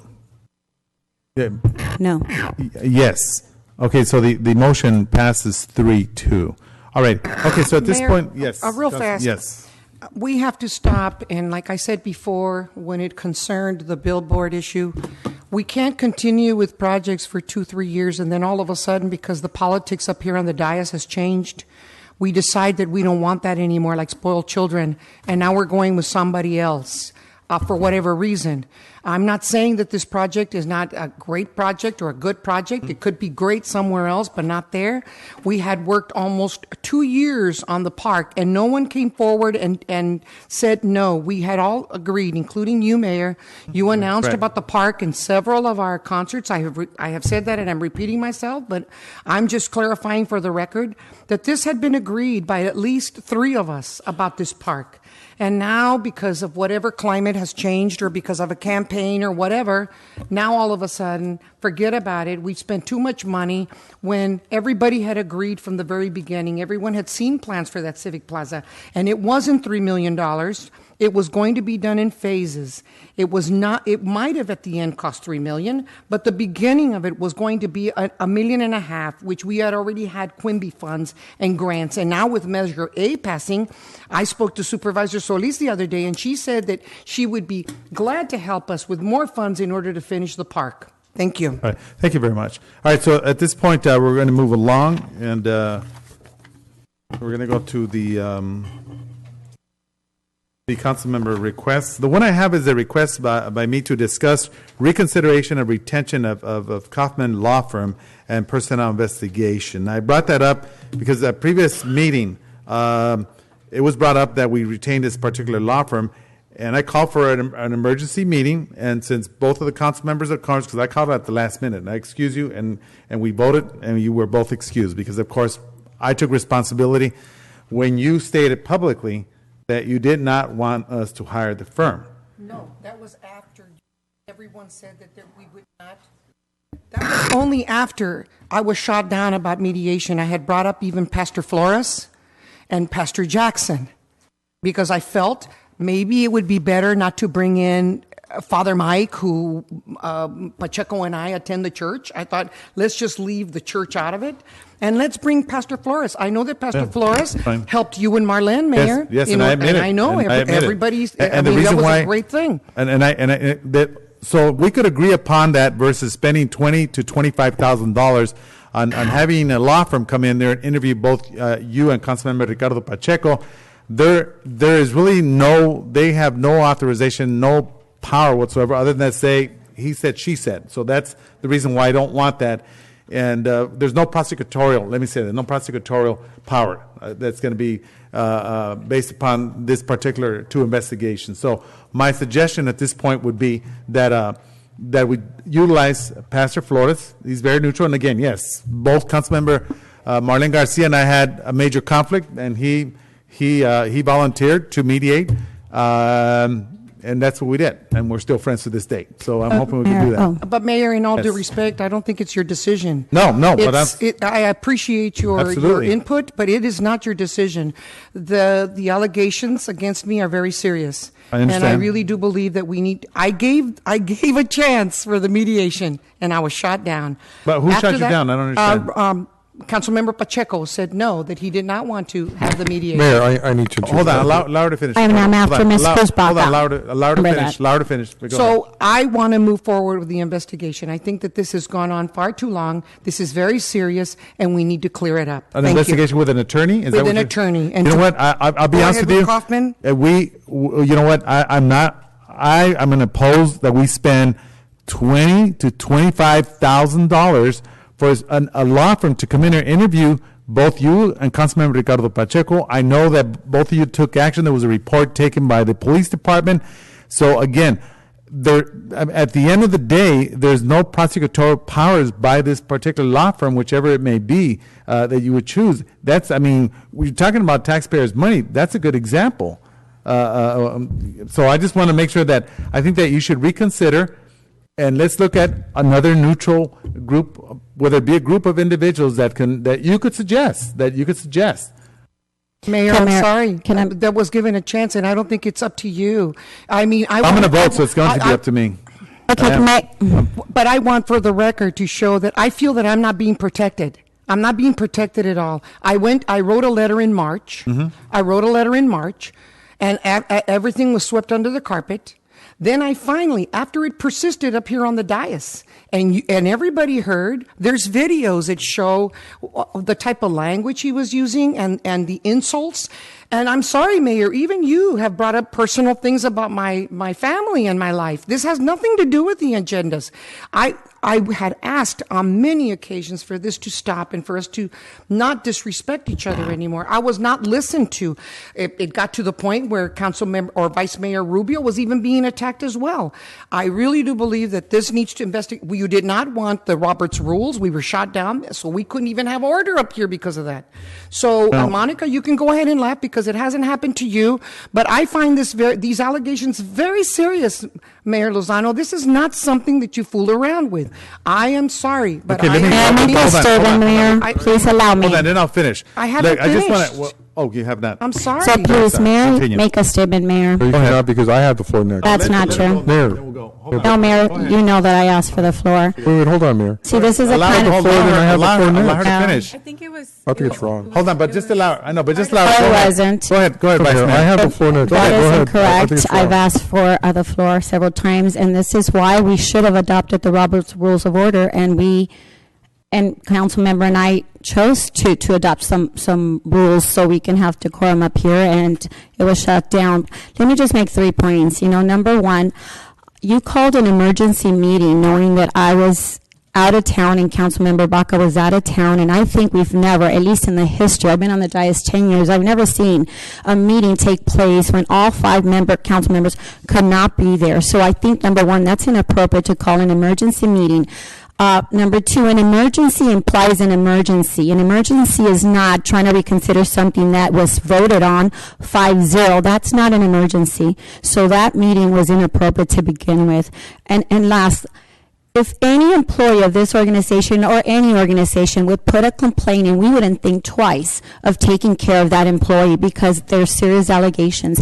Every human being deserves to be protected, including elected officials. So I don't know why there's so much opposition. If Councilmember Baca feels she's being attacked or vice versa, why would we even fight this? Any employee that put in a complaint would be heard, would be investigated, and would be taken seriously. Why would a council member that's elected not have the same respect that an employee would have? So number one, I oppose you having meetings without the majority of the council. That is not appropriate, and it wasn't an emergency. From what I understand, you only have emergency meetings when it impacts finances or something that we need to vote on, or we may lose like a grant or something. This is something that was voted on, 5-0. Why would you guys change your mind and have a meeting without us? So again, Mayor, why this discussion shouldn't continue. If a member of this dais feels they're being attacked and needs protection, we shouldn't even think about it twice. If a sister came to you and said she was being attacked, I don't think you would be thinking about it twice. So I say we give her the same respect that any employee has, and that is let's figure out what's going on and move forward. Thank you, Mayor. Mayor. Hold on. Councilman Ricardo Pacheco, and then I'll go after him. Go ahead. Your mic's off. Your mic's off. Your mic's off. These allegations are false and politically motivated by Cruz Baca. She started with this letter that I'm going to read so the public knows where this is going to. And it says, she writes this letter to the chief. I know you are aware that there has been much tension at council meetings, but starting in about October 2015, it has gotten worse. Councilmember Ricardo Pacheco's behavior has me concerned, not only towards me, but towards fellow council members, staff, and residents.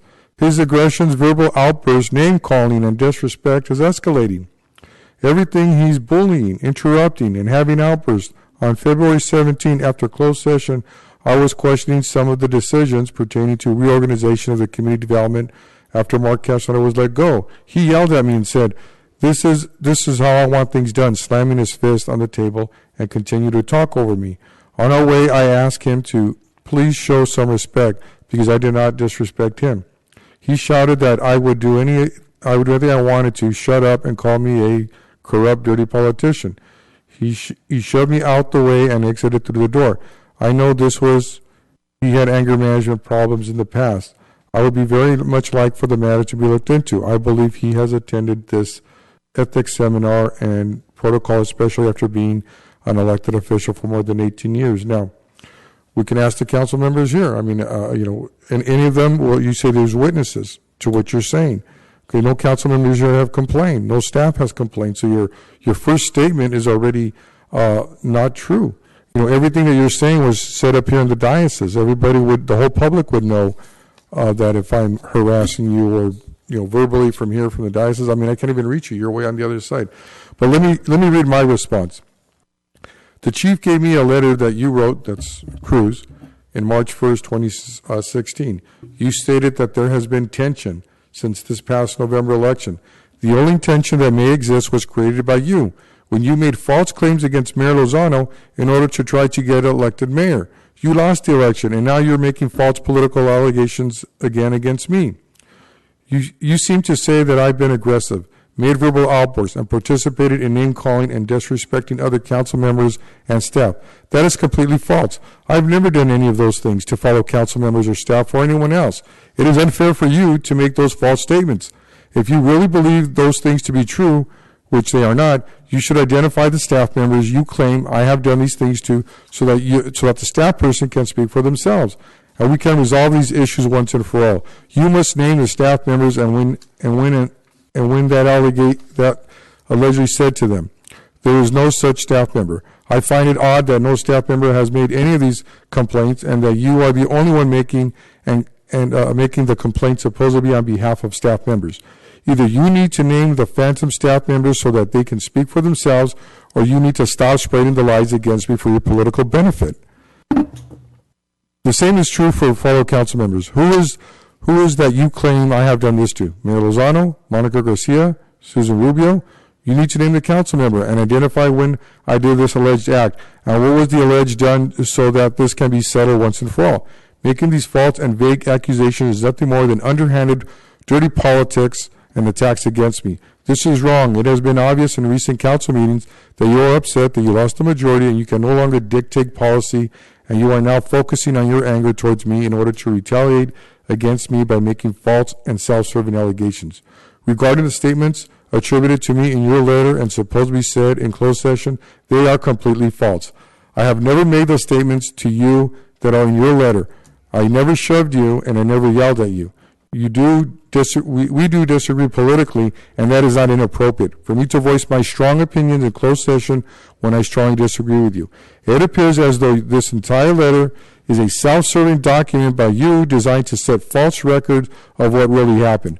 I know you are a close friend of Greg Tuttle, who has worked on your campaigns for years and supported you strongly over the years. I recently filed a TRO against Mr. Tuttle. It seems that the timing of this letter is odd in that it comes right after I got the TRO against your friend Greg Tuttle. So since I got a TRO against your friend, you are now making these false allegations of alleged harassment against me to get back at me for filing a TRO against your friend. The whole thing smells of dirty politics, and I think this must stop. Either you need to make specific and verifiable statements about who these acts are allegedly done to, or you should just stop making these false allegations. So if you'd like to meet with me and discuss this, I'm always open. You're making these allegations, and these allegations you're saying are here in public, and there's nothing going illegal here in public. You're the one that comes in and organizes and orchestrates with your constituents out here and put these signs and banners all over the city. You went to my church and put a banner like that. I mean, that's harassment. That's why I'm filing against you, because you harass me with all of your lies that you bring up here against me that you're behind with Mr. Tuttle. You know, I have a document here that is, in his words, the deposition of Greg Tuttle, that he meets with you regularly and that he tells you what to do. And I didn't say it. I'm not making this up. This is in this document. He directs you, and you guys orchestrate and plan your campaigns together and bring people out here that, by the way, I'm noticing there's less and less of you out here. You know, you're the one that commits fraud with your family, and I didn't bring it up. I mean, your family's the one that accuses you of the kind of person that you are. And so that goes in line with the false allegations you have against me. You know, I think, I supported you one time. I mean, I won't support you again. I think you need to, work together with council members, stop making false allegations, and let's talk about city business. Let's get things done. Let's move the city forward. But you guys, you want to filibuster everything. You want to stop things. You want to hold things off because you probably don't read the agenda by the time you get here. And I think you need to learn to take your time, read your agenda, understand what you're going to vote for, and then vote. Cruz Baca. So I think, I'm not done yet. All right. So I think that we need to just stop. You want to waste taxpayers' money on these on lawyers that I don't know what they're going to investigate, because nothing that you allege is illegal. I don't harass you. I don't. If I want to call you a corrupt politician here on the stand, that's freedom of speech, right? I mean, that's what your constituents talk about. I have a freedom of speech. I'm a council member. If I decide that, in my opinion, that I think you're a dirty politician, I'm allowed to say that, just like you are to say it about me. I mean, we all have that freedom of speech up here on the diocese to either, work together or not work together or give our public opinions. I mean, that's what we're all here about, to discuss and disagree and move our policies forward. So, I just find it offensive that you want to play this out in the papers and play this out with the constituents. And I just think it makes you lose a lot of credibility. I mean, none of these accusations are false. I had your constituent, Mr. Toto, come in and at the stand allege, and Councilwoman Councilwoman Rubio, you guys almost allude that there's some sort of sexual harassment. That's false. That's true. None of that is true. So, I think you need to really just, work. We can talk about it, or we can move forward. But I just think that this needs to stop. The money we're going to spend is something like $40,000 because it's $20,000 for you and $20,000 for me. And I prefer we not even do it. It's these are not true. I mean, I know you want to sit there and say, "Oh, Ricardo Pacheco," this, how do I get close to you? Because I'm on this side of the diocese. I mean, I don't go to your side and push and bump you because everybody would see it, especially your constituents. So that's not true. I don't bump you. I don't hit you. I don't even talk to you unless it's here in the city hall. I mean, that's about it. So when you make these allegations, they're not true. They're false. You should stop lying about these things and just tell the truth. Thank you, Mayor. All right. Hold on. It's my turn. So allow me to finish. And first of all, this is the last meeting, just to clarify that we had the emergency meeting. No action took place other than I wanted to address what I'm about to read. Now, when you talk about that I've talked about your family, I've never done that. And if so, I want to hear it on the recording. I want to hear it on the recording. Now, maybe about you. You've attacked my family. You've attacked I have not. Your campaign manager has attacked my brother by being a drug dealer and so on and so forth, right? And yet I've never attacked you. And I go back years, and you know that. And I have the utmost respect for your family, including you, despite the fact that we may have disagreements. Earlier you said, why don't we all get along? Can we? Yes, I'm there. Let's start tonight. But allow me to read this because it's important. This is recorded. These are the actual minutes that I had read off at the last meeting, so that at least we clarify what's transpiring here and hold ourselves accountable. We can't just simply say something and not come through. So one moment, let me just get it out of here. Here it is, right here. This is actual on the recording, and it's in written paper because I'd requested. I'll read it as fast as we can, and hopefully we're out of here before 1 a.m. in the morning. So it reads, Mayor Lozano reported out of closed session, this is a closed session, that there was a vote of 5-0 to hire the Kaufman law firm. And that's me. All of us voted for the actual hiring of this particular law firm based on harassment complaint made by Councilmember Cruz Baca and Councilmember Ricardo Pacheco. Councilmember Baca stated that before we spend the money on the investigation for the allegations that Councilmember Pacheco had made against her, she wants to say that she did try to work it out with the mediator. She even brought it up that Pastor Flores might be able to sit down with both of them, Baca and Pacheco, to work it out. But instead, he opted to go ahead and spend in order for us to have this ridiculous investigation. This is all documented. Mayor Pro Tem Garcia wanted to clarify that it was a unanimous vote to investigate the claims that had been brought by Councilmember Ricardo Pacheco and Councilmember Cruz Baca, and that they were in agreement.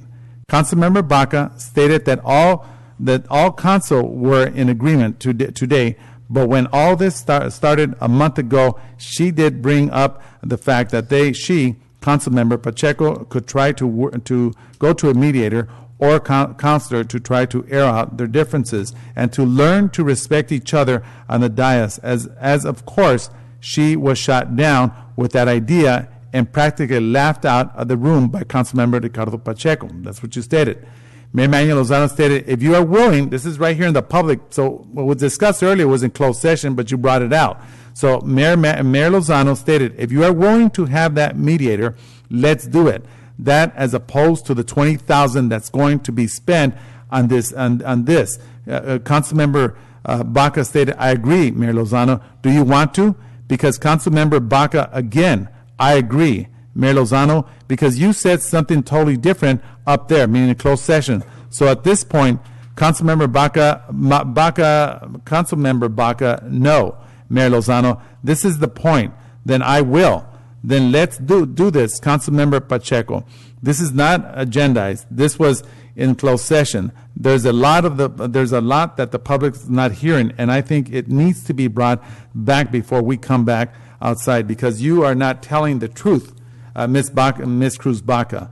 Mayor Lozano, I'm going to request that we hold that off, and then we'll see if they can mediate so we don't waste that money. Of course, this is what's actually in the recording, and anyone could pick this up. Kind of went through it real quick. So what I'm saying here right now, and yeah, you are right. It's $20,000 and it's $20,000 that we're going to spend. The total $40,000, and that's probably just to start. So I don't know. So I mean, I don't want to see I mean, it's important. Yes, it is important what you're saying. And we are elected officials, and there's employees. Now, can we utilize the HR department? Or I think it was referred to them. Am I correct? And nothing transpired? Well, not my complaint. Councilmember Pacheco's complaint went to HR. I went directly to the police department. Okay. Well, can we refer to the Human Resources Department here? Or if not, let's go to District Attorney's Office then. Mayor, can I Yes. need to... Cruz, allow me, please, Cruz, because I need to respond to what Councilmember Ricardo Pacheco said. Just like I don't believe that family matters should be brought up in the dais, and I did state that to you several meetings back, Mayor, and I asked you not to bring up her family because it was a personal issue. I also don't believe that our personal fights should be out on the dais, and that's why I have chosen to stay quiet. However, I must speak up only because he is calling Councilmember Baca a liar, and I really, normally that's not what I do. Like I said, I feel that what we as council members deal with internally should stay internally, just like a family matter. But I am that other council member who constantly was yelled at. And the mayor, our CEO, and Robert Tafoya, our legal counsel, were there a few meetings back when Ricardo Pacheco went around the table and started yelling at me. I had Cruz Baca, the mayor, the CEO, and our legal counsel asking Ricardo Pacheco to stop yelling, and he had never gone around the table to the other side. If the mayor can speak to that, legal counsel and CEO, I was not alone. And again, I never expressed it publicly, but you can't sit here and call her a liar.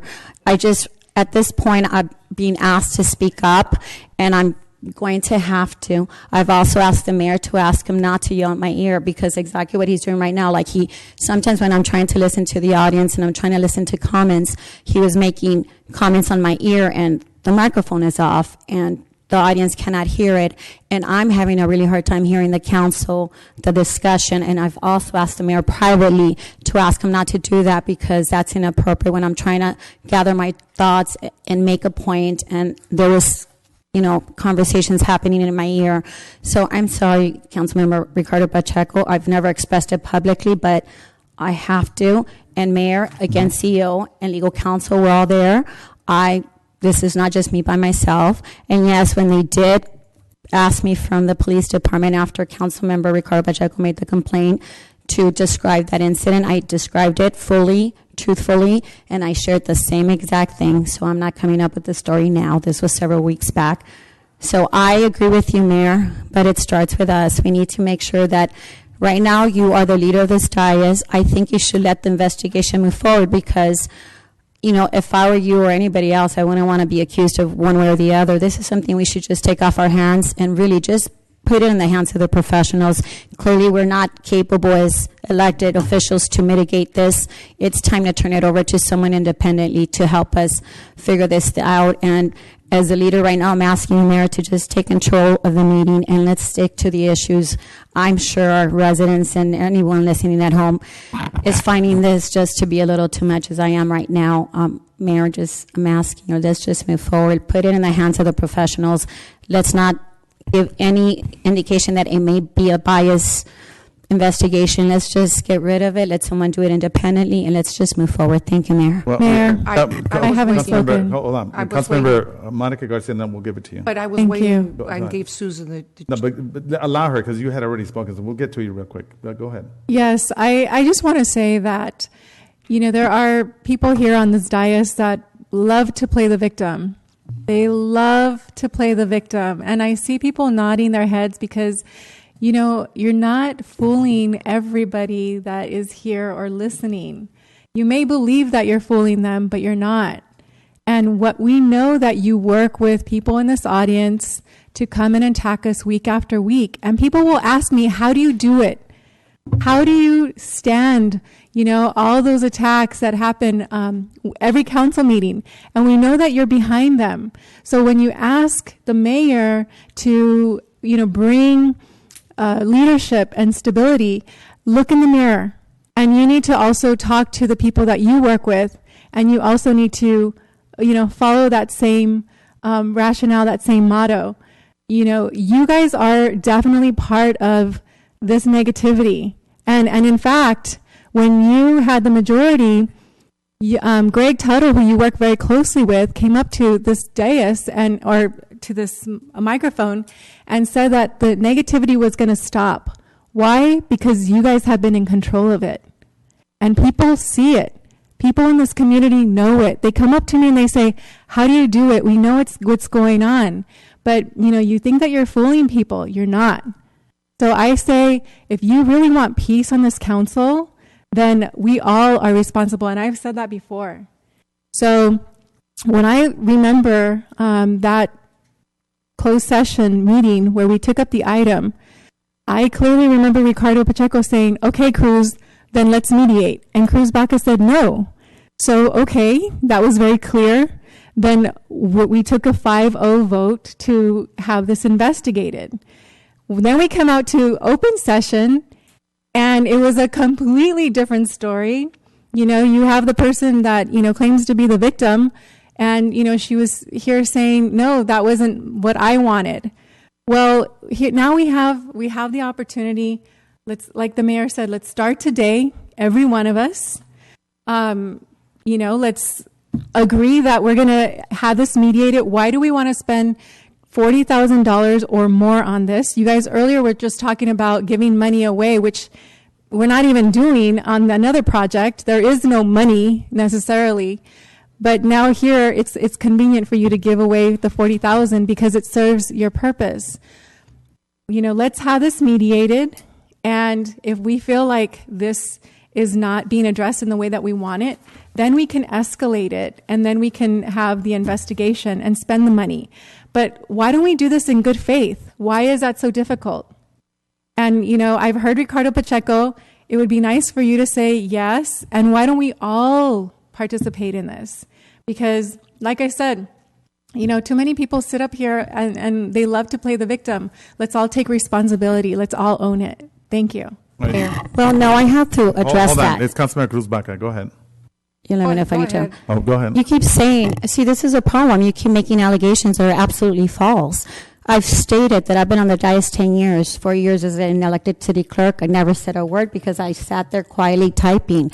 The fight that you guys have had with Mr. Tuttle goes back 10, 12 years. That did not come or start when we got on the dais. It's on record. It's been going on for 10 years. Your fight, I'm talking about the mayor and Monica, before I was on the council. So for you to sit here and say that I work with him, let me clarify. I've clarified it every single council meeting. He's not my employee. I don't work with him. I don't speak to him on a regular basis. He's not a friend. He may be a supporter only because I don't sit here and attack him. The reason he's been coming 10 years is whatever you guys have going. Councilmember Ricardo Pacheco has called him a stooge and names. And if you engage people in that manner, that's what's going to happen. I choose not to. And I've asked Mayor for you to say, from this moment on, to stop making those allegations. You don't have to know it, Monica, but Mayor, that's not my doing. And so I'm just saying, here we are, instead of moving forward the 5-0 vote that we took last meeting, which would have not brought all this about, we would have been done. And then that meeting happens and we're here and we recycle the whole conversation. That vote was taken 5-0, regardless of who, what, where, it was taken 5-0. Let's just move forward. You keep saying you don't want to spend $20,000, but yet $500,000 on the park that we spent is not a big deal. To me, listen, this is a personnel issue. I've been in risk management. It is a personnel issue. Just because we're elected doesn't mean we don't deserve the same respect. And we need to look into it, legal counsel. How can an elected official be harassed, perhaps hit, and because we're elected, there's no recourse? There has to be. And if someone asks for an investigation because they feel they're being harassed, as Councilmember Ricardo did and Councilmember Cruz Baca did, just like any employee, we need to respect that. End of story. We need to respect that. There was a 5 vote, and let's just move forward with it. There's no need to keep going around in circles. Probably half hour of this discussion should not have happened because that vote was already taken. Thank you, Mayor. All right, thank you. Mayor, Yes, Councilmember Cruz first Baca. of all, when yourself, Councilmember Pacheco, and Councilmember Garcia decided to take out a TRO against Mr. Tuttle that was dismissed by the court, that cost $52,000. You didn't even give it a second thought that he was sitting in the corner of a room and you accused him of harassing and stalking you, including you, Monica, of stalking you at a particular venue. If that would have been the case, I'm sure that the judge, unless you really believe that we've got a connection with the judge as well, because those charges were dismissed, and according to Jimmy Gutierrez's bill, it was $52,000 from the invoices that I got a copy of. So it's okay to assume that somebody's stalking you or that somebody is harassing you. It's all right to assume and spend $52,000, but when there's video and there's proof. Councilmember Pacheco attacked Marlene Garcia brutally up here and even called her names, and that was okay. He did the same thing to the former Chief Hatzel. He did the same thing to Chief Hatzel. Mayor, she cannot making false statements like that. I'm sorry. That's false. Hold on, Councilman Ricardo Pacheco, stop. All right, go ahead. There is video. I'm not making this up. There is video of the names he has called me. And Mayor, I'm sorry, but a few weeks ago, when I brought up about Captain Salcedo coming to the meeting, your outburst was, how about your family? You are being sued for being an embezzler, and you're also being sued for fraud and forgery and whatever else you threw out there. So you did attack me personally. You did. And you do have an audience with my brother and my sister-in-law sitting out there. The only reason that they're sitting there is because you have told them that it's okay to go against code enforcement. Hold on. No, please don't interrupt. Please don't interrupt. So, wait a minute. I'm not done, Mayor. So for whatever reason, that's fine. I can handle that. But Councilmember Pacheco's allegations, and I will bring you a copy of the HR complaint that he made. I will bring it to you the next council meeting. Those are serious allegations that he made against me. And that's not something that you just throw under the carpet. I'm sure that if Councilmember Rubio or Councilmember Garcia would have... You sat up here when you made allegations about, and I hate to bring it up, of what was happening in Vice Mayor's personal life at the time that she was getting divorced. You said that up here that you would defend anybody, that anything would happen or that anybody would do. Why aren't you defending me? You've heard the way... Ricardo, please stop. You have heard how Ricardo treats me. You've heard it. It's on video. Everyone has heard it. Even people from Philadelphia are calling to tell me that they've seen the videos. Let me first of all, so we clarify what you stated. You outright lied about Mr. Salcedo. I interviewed several of the students that were there. He never told you. Hold on, allow me to finish. I know you have a candidate, and I'm not even going to expose that candidate that you're wanting for chief. But what you did, you outright lied. You outright lied. And I tell myself, how can you do that and stay there? Steadfast, like nothing's happening. And I didn't buy that. I know the people that were around there, elder people that were, when he met with him, I'm a candidate, but you came and said that was my candidate. When I know you're pushing for a candidate, I never once exposed the candidate you're vying for, but you're trying to destroy a legitimate person who has impeccable credentials. And I just want to end it there, because you know what? Mayor, we're going to be here till 1 o'clock. And I don't know want to who's say gonna, one thing. There were a lot of students. There's no way you could have gone to every student that he spoke to. There is no way, because I'm going to tell you something. The students that he spoke to don't even live in Baldwin Park. You know what's funny? You know what? The truth will set you free someday. Let me remind you about that. But I'll tell you. Let me just say one thing. Let me just say, I know your family, but for you to say that I'm bringing them here or I'm telling them to come here, it's untrue. Well, I just happen to be attached to your family because I've been here many years. You've been here, and I've always praised your family that goes way back to the 1800s. Okay, and it's amazing that we're literally here, 10:35, and this is we're not taking care of the residents' business. Now, I'll be honest with you. I am not going to vote to spend $20,000 and $20,000 to have a formal letter right here that's available to the public that has no prosecutorial powers whatsoever. It is basically going to give you your side, and it's going to give his side. So what I will ask, and I'm going to make a motion, that this be taken to the HR department, legal counsel. I want you involved in there, okay, to see how we could resolve this without spending mega bucks. Because I'll tell you right now, I am not going to support that. Now, I respect you as an individual, as I do Councilman Ricardo Pacheco, and from this point on, I want to see if we could move forward, like realistically move forward. Mayor, I'm going to repeat. You spent $52,000 on something that was frivolous, that was dismissed in court. Dismissed in court by a judge. Okay? You had people, witnesses that came forward to say that the allegations were not true, but yet you won't do this to protect me. And I want for the record, whether whoever investigates this, that if anything should happen, I came forward and asked you to please help me and to take care of this and to protect me. And I feel that you are not doing that. As the mayor of the city of Baldwin Park, it is your duty to take care of whatever happens on the dais. You didn't do it with Marlene. I'm telling you right now, she got beat up badly. Let me test that. And you know what? Mayor, Hold on. Let me finish this. She's saying that I physically abused somebody, and that is a false accusation. Hold on. That is false. I did not physically.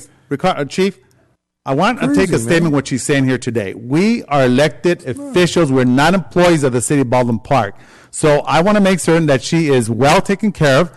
And again, we're going to have some neutral person that could hash this out. What are the residents going to say? They're going to spend $40,000 to just find out what you said and what he said? He's not going to be prosecuted, nor you're not going to be prosecuted either. That's what I'm saying. So what I want to do as adults, we need to look at this in a serious manner and resolve it between both of you and having a neutral party. Let's see if HR is able to do that, or our legal counsel somehow. I'm not going to spend $40,000. I'll tell you right now, it is not.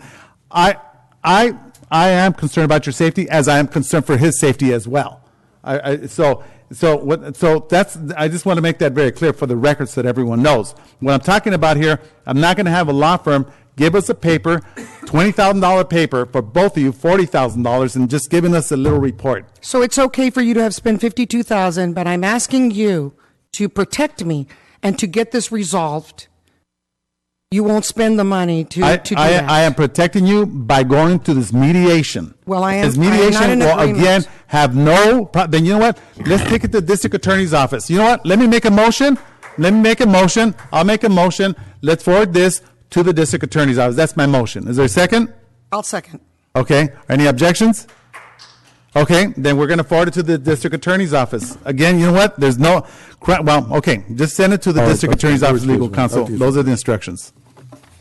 Okay. So at this point, do we move on to the next, or can we skip it and bring it back? This is very important. Okay. To the, that's fine. Councilmember the Good Samaritan Food Act. And the reason that I brought that up was because I got a lot of calls over Thanksgiving. I'm sorry, Council, can you repeat the request, if you don't mind? Oh, Thank sorry. you. Shoot, let me find it, the exact wording. Have it, Mayor? It was a request by Councilmember Baca to discuss and provide direction to staff regarding the Good Samaritan Food Act of 1996. And I had brought this, I had mentioned this a while back. But then, of course, we get caught up in other things. And the reason that it came forward this time was because I did get a lot of phone calls over the Thanksgiving week of a lot of organizations, restaurants, and churches that wanted to know what they could do with the leftover food that they had during the Thanksgiving, whether they were preparing it themselves or whether someone else had prepared it, but it was leftover. And instead of driving it all the way to Los Angeles, to Skid Row, they wanted to see if there was something local that they could do. And because this hadn't been clarified, I couldn't really give them direction. So that's why I need clarification, so that way when we do get the calls, and it's not just me, I mean, everybody in particular, when we have events or caterers or whatever, the Parks and Rec, whatever is going on, that there's leftover food, so that we can rest at ease, that we can go ahead and give that to organizations or to other churches or to individuals, you know, at certain homeless camps, so that way we don't feel that we're going to be held liable. Thank you. All right, thank you, Councilmember Cruz Baca. So at this point, we'll go over, I believe Councilmember Ricardo Pacheco has an item here, or whose is the last one? Oh, no, but what's going to happen with that? Oh. What's going to happen with my request? Okay, hold on, let's move. Council, yes, go ahead. Mr. Mayor, yes. And Councilmember Baca, What I would do if this satisfies your request is I will get together with staff regarding the Good Samaritan Food Act and explain to them, and even provide a memo if you like, about the outline of this act, so that they can provide that to anyone that comes and said, hey, can we be liable for this? And they can just give them the paper and say, oh no, here it is. That's great. That's all I need to know, so that way, whoever it is that calls, I can say, yes, according to this act or whatever, you will not be held liable. You can go deliver it. I mean, everybody has a different place that they would like to deliver, so it's not any one place in particular. So I'll do a very short memo, maybe about a page, just outlining that. I'll provide it to the council and to our directors, and that way, if you need it, or if any of the other council members need it, you'll have it available to you, and the staff will as well. Thank you. Okay. I just want to say I support it as well. Thank you, Mayor. All right. Thank you, Councilmember Cruz. Susan. Yes, Councilmember Ricardo Pacheco. Okay, I guess you're going to move on to my item there? What's that? You're going to move on to my item? Yeah, for council consideration and discussion review the citywide accomplishments for 2016 and request for a mid-year budget review to be held at the end of February. Yes, Okay, Mayor, just before I start, I just want to make it clear that Councilwoman Baca tries to give the appearance that I'm somehow physically abused Marlene Garcia and yourself. And I just want to tell you that's not true. I've never touched you or Marlene Garcia, because you said that I abused her physically somehow in your speech there. So that is not true. Let me tell you that I take issues of domestic violence very serious. I've been married for 25 years to my wife. I have 2 daughters, one that is in college right now, the other one that is a school teacher. I've never physically abused anybody or my wife in that sense. And I take those issues seriously. And when you, Councilwoman Baca, try to use it in the political maneuvers that you are, I think it's wrong. I think it's wrong for you to fabricate these stories and bring them up here when everybody could hear on the diocese or hear on the recordings, or the public that's here. If those things were true, right away they would have got on it. And I think it's wrong for you to do that. Let me also just address on another issue the park, because I didn't get the opportunity, and I know you don't want to hear this again, but I just think that Susan and Cruz are some of the greatest conspiracy theorists. Yeah, you know what, Councilman, we need to move on because it's not in the agenda, so let's move on. Well, I got to say my own opinion. Let's just move on. Let's move on. Mayor, no, I mean, I got to say the right. I'm going to just give you, it's not on the agenda, though. That's the whole thing. Give me 2 minutes. Yeah, how about 45 seconds? Let's time them. 45 seconds. All right, go ahead, Mayor. Okay. Well, they've done it for all you guys. Hold on, hold on. Hold on. Let me do this. I'm going to make a motion. I will make a motion to adjourn the city council meeting. I second. Any objections? Seeing none, so move. Viva Baldwin Park. Good evening, everyone.